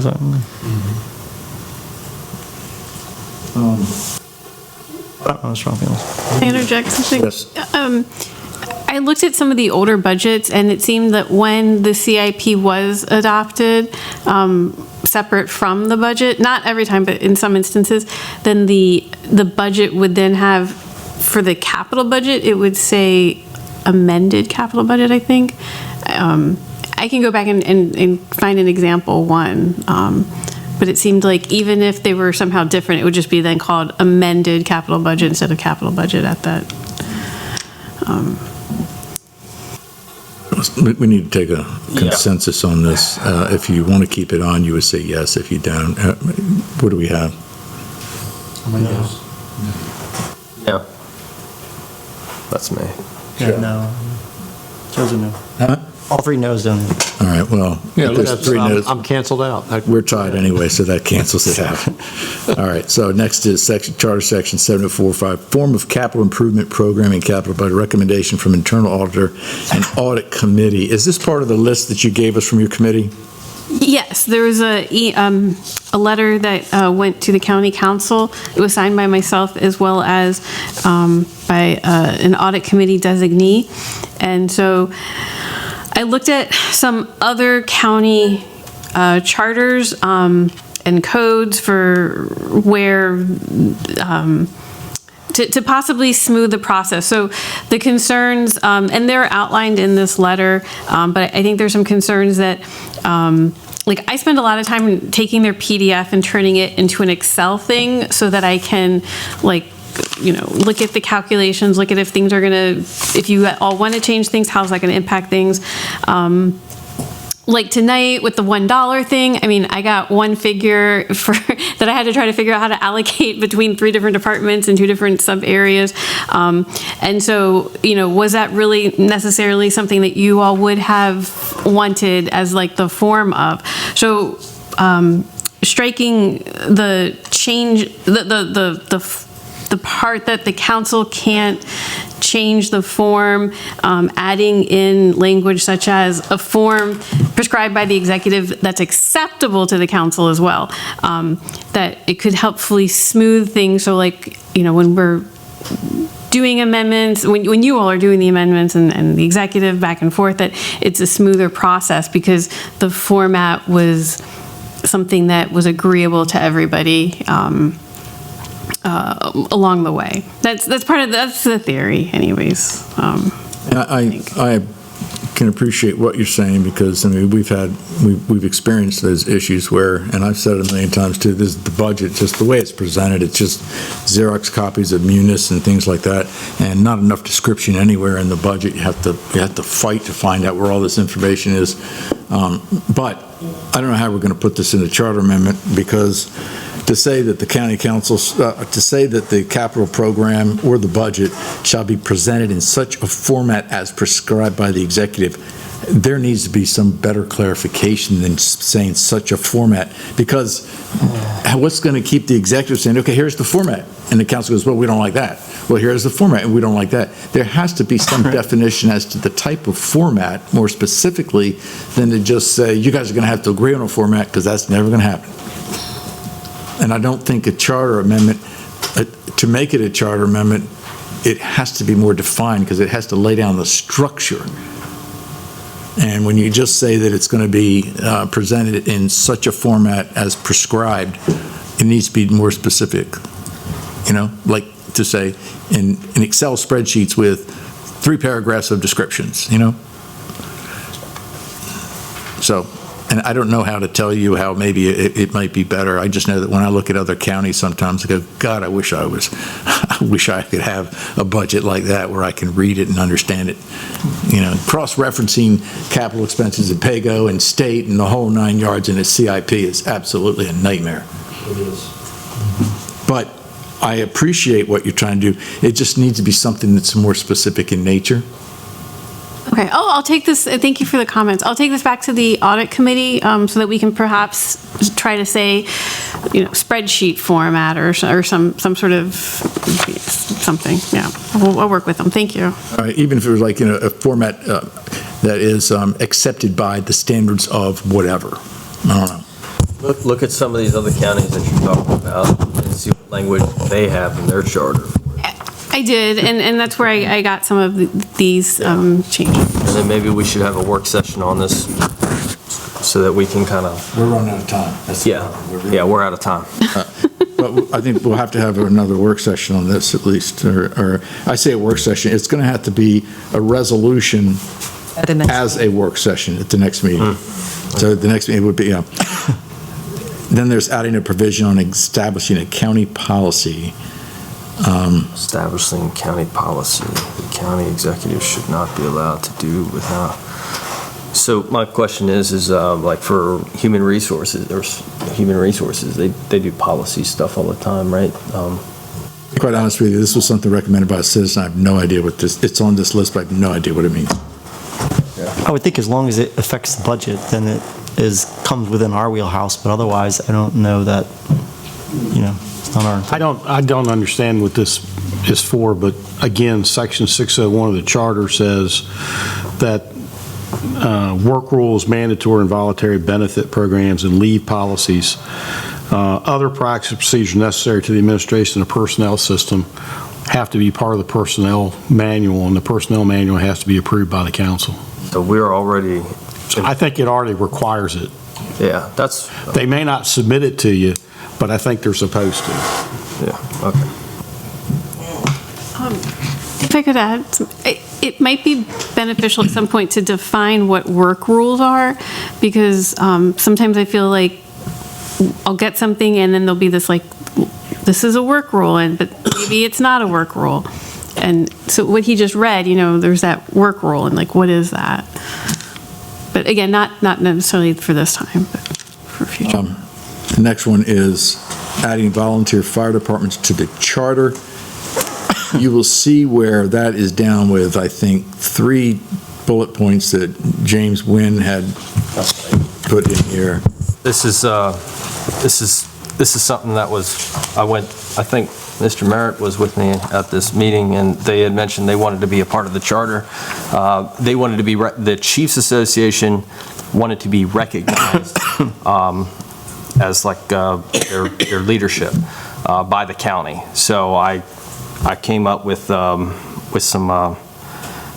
points for the charter amendment, and I brought this to the president of the Chiefs Association, Curtis, at the time, or he still is, and we went back and forth and tried to make sure the wording looked right. And this is essentially just trying to create some recognition for the Chiefs Association on the fire service leadership, so that they have a little bit of a stake in the ground when making negotiations with the county. Why would that go in the charter? So that they would have to, so that it would be something that the county executive would have to work with them, instead of, because right now I believe it's only the Volunteers Association, if I've misread that. So this would add the Chiefs Association to that.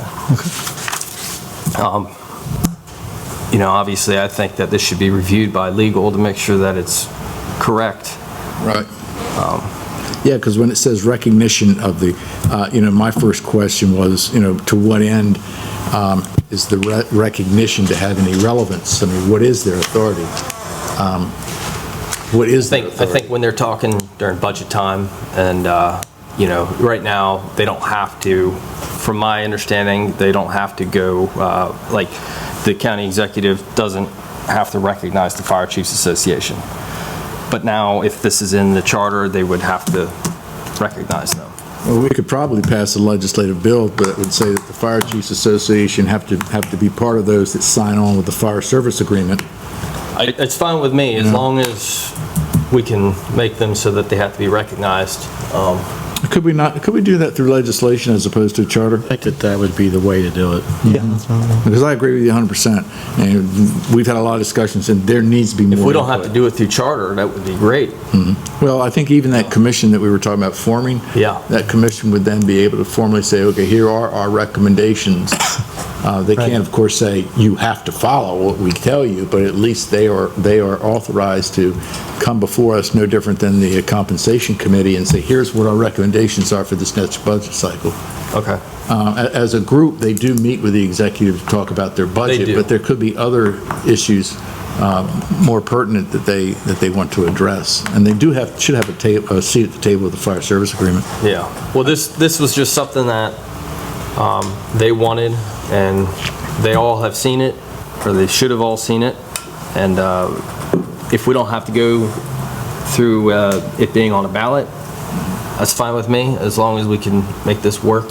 When I first read this, what struck me, James, was because talk came up at a prior work session, if you wanted to actually make the volunteer fire companies, fire departments, in some fashion as a department head, that would be a charter amendment.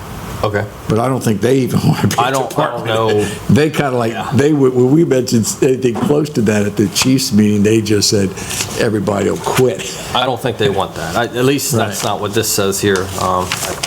But like I said, if we don't have to go through the charter to make that happen, then. I think maybe I think we can try to see how we can get through it with the legislative process, right? Okay. You know, it might not be a bad idea to invite the Chiefs Association, like at least their leadership here, to go over this, and maybe we can work something out. I mean, I think we should seriously begin to consider more serious legislation that creates a stronger role for the Fire Chiefs Association. I do. Yeah. It's just about how you're going to put it, where you know. I just want to make sure that that's what they want at the same time. I don't want to create something and then that not be what they want. So. All right, a good start might be to maybe pass some type of legislation. I don't know how it was ever dictated, Mrs. Hurley or Joe. I don't know how it ever came about that the fire service agreement said it had to be signed by the executive and the mayor, and the Fire Chiefs Association never had a signature line on the fire service agreement. And Mr. Taylor said during his comments, I meant to correct him, he said that the Fire Chiefs Association shouldn't have that authority to make any decisions about the Salisbury or the FSA. Well, there are members of the Salisbury Fire Company in the Fire Chiefs Association. I don't know if you realize that. All right, so again, that's, okay, we'll look at that through the legislative process, James? Sure. Sounds good. And I think, so the next thing would be staggered terms for council members. Oh, God, I don't know. I brought that up. That's yeah, fine. I brought it up I get because you see what's happening, right? Like there could be a whole brand new council right now. Now, I don't know if it's a great idea or a terrible idea, but I figured I'd bring it up because it's city staggered, right? I don't know. The problem, yeah, they are. The problem is getting there. Yeah. The problem is getting to that point, you know, so everybody gets elected this time.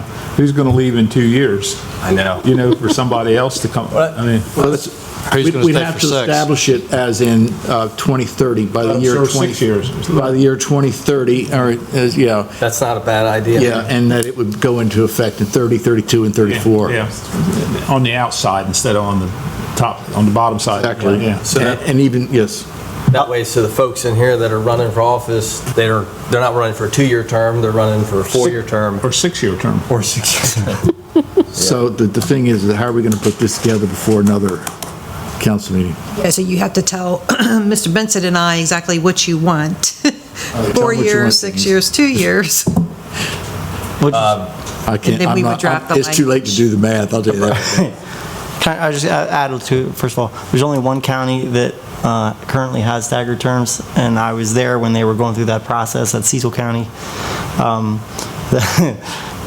Other counties don't do it because it's higher Democrat turnout. So you're going to get more Democrats will turn out if you put it on the presidential election year. So just throwing that out there, not my thing, but yeah, I know. Just putting that out there, just so you know. That's why a lot of counties who have looked at it, including across the shore, it creates political disadvantages. It basically creates an advantage for Democrats to then get higher turnout because there's more of them. So that's why Cecil County, when they adopted it, then like, oh, we don't want this now, and now they're stuck with it. So that's why they're the only county in the state that has it. Others have looked at it, but. And it's Cecil County? Yeah. And they're the most Republican county, right? All right, well, I'm going to buy into that. Yeah. So I don't have strong feelings on it per se. I don't think it's that great. I don't know that it does a whole lot. You're right, we are in a weird situation, but we always find a way, and hopefully put enough systems in place, especially since we have an executive branch along with it, that it's not a major issue, so. All right. Good argument, Josh. So the last one is term limits for all elected officials. I agree with what Mark Kilmer said 10 years ago. If you want term limits, vote them out. That's right. That's it. But Josh, you did make a Term reference in your letter here to people that's 80 years old. What? I didn't say that. That's your letter. It says they got people, members of Congress older than 80. Oh, I just acknowledging.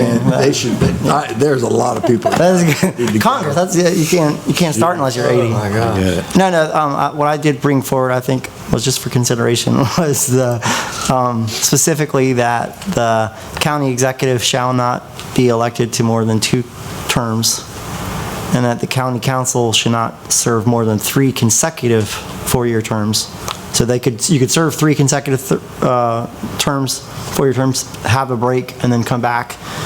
And then I included in here the sheriff's office shall not serve more than 5 consecutive 4-year terms. So 20 years for the sheriff. And if you want to have a break, then they come back for another 20 years, great. But these are the 3 that I put forward. As far as what other counties do, I included I think the Mako attachment is in there.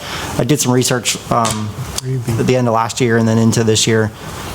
So there's, as far as what counties currently have term limits, and so the main thing that you'll see, you're not going to see any sheriff ones, but what you will see is that the most common, especially for the larger counties, is that you'd have county executive can't go more than 2 terms, period, 2 4-year terms, that they shall not be elected to more 4-year two 4-year terms, and that the councils or the commissioners can't do more than 3 consecutive years. Anne Arundel County did have it that there was, they changed theirs to go back to the 3 consecutive 4-year terms. They had it at 2. I believe, let me double check that right, but So, yeah. what do we want to do? We need comments. So, at least at a minimum, I would love to see us go forward with the county executive shall not be elected to more than 2 terms. So they could have a break if they want to for 1 4-year term, nothing, and then another 4-year term. But regardless, one person can't serve more than 2 terms as county executive, and then county council can't serve more than 3 consecutive. I've always appreciated it because I understand, I think what's going on in Congress is absolutely insane, but on the other end of it, I just, and I know governors are, 2 terms only, but, when that happens, I'm thinking, well, why do you got to step down, I've never been a fan of term limits, but that's just me. They have them every 4 years, term limits. You get voted out if you're not Unless you're in Congress. I think that's the thing I'm basically bringing up. They can, apparently. Joe, you've been on for 5 terms? Well, I think we ought to set term limits at 20 years. That's what I'm... At 20 years? I was going to say, we wouldn't have the benefit of all of your experience if you were booted out after 3 terms, but I think it's... We've had the fortune of putting up with it for that long, yeah. I had twice, I didn't have anybody run against me. This isn't a job that a lot of people want. That's exactly. We've got people running. That's exactly what I was going to say. There's times when people haven't been interested in running. Yeah, I mean, on a federal level, and maybe state, but on local level, I don't agree with it because of what you just said. I don't think there's that many people, except a few guys sitting over here, that are clamoring to get up here. There's a small pool. I don't think we got it. Okay. We got a majority, but thank you, Josh. Well-intentioned. That's it. Angie, you'll try to get some specifics for us.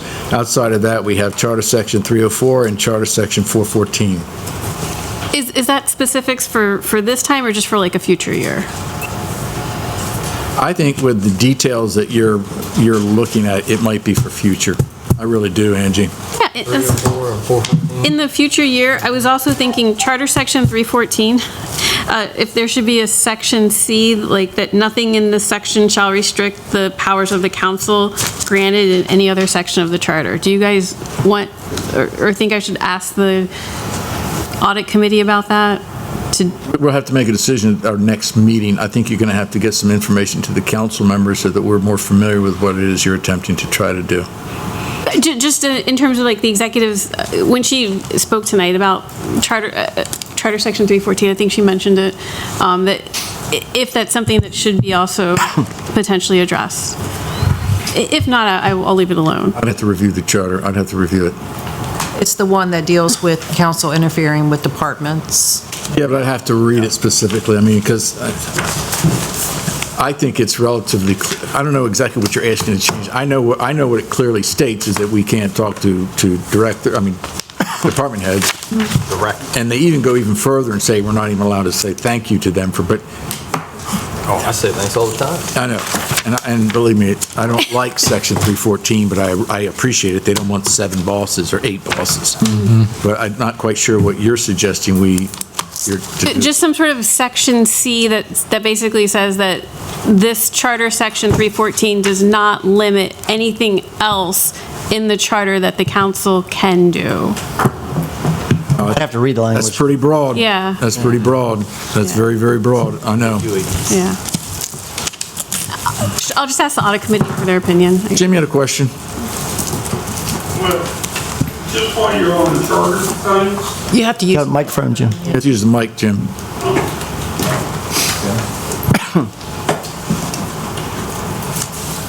Jim Atkins, while you're on the charter amendment, something that I've spoken about for 3 years, maybe you can discuss it, or maybe you just don't like it at all. The Assistant Director of Administration should be required to live in the county if they are quote-unquote in succession to take the director's place if they leave or something happens. Yep. So. Okay. Yeah, I remember you discussing that before. Yes, I mean, that's something to think about. Yeah, I remember that. Yeah, I remember that. That's something that has been discussed before. When I asked that question. What's the council's appetite for that? Department heads are required right now. There was a situation in Dorchester County where they had I think last time we brought that up, that was kind of the conversation. Dorchester County had a situation where they basically had somebody, they couldn't find, the person basically lived just over the border, and then they couldn't, that person then had to move in, but they couldn't do that because they had, the family lived there. They could, so it just seemed like a... You should have a vested interest in your community when you hold that kind of position. In the situation we have right now, this gentleman doesn't live in Wicomico County, our Assistant Director of Administration. He lives in Worcester County. Now, I hope nothing happens, but... Use your mic. Pardon me? Use your mic. I hope nothing happens, but if he had to step into that role, well, we know what he said anyway. Well, I understand about the commitment to the county, but then again, you have to understand something. What about the dynamics of the family? Maybe, maybe there's things that the family might like that is not afforded in Wicomico County. And they might not take that role. They might not want to be the director. Yeah, maybe they ought to work somewhere else then. I get it, I understand it, but I don't think I'm not a fan of that. I don't know. You guys? I'm not either. All right, well, there you go. Jim, thank you. So we have everything set. I don't think I'm leaving anything out. Just for clarification, there's just the 2 charter amendments, section 304 and 414? And what, yes, I think so. Yeah, I believe so, yes. Yeah. Okay. All right. Entertain a motion to adjourn. Second? All in favor?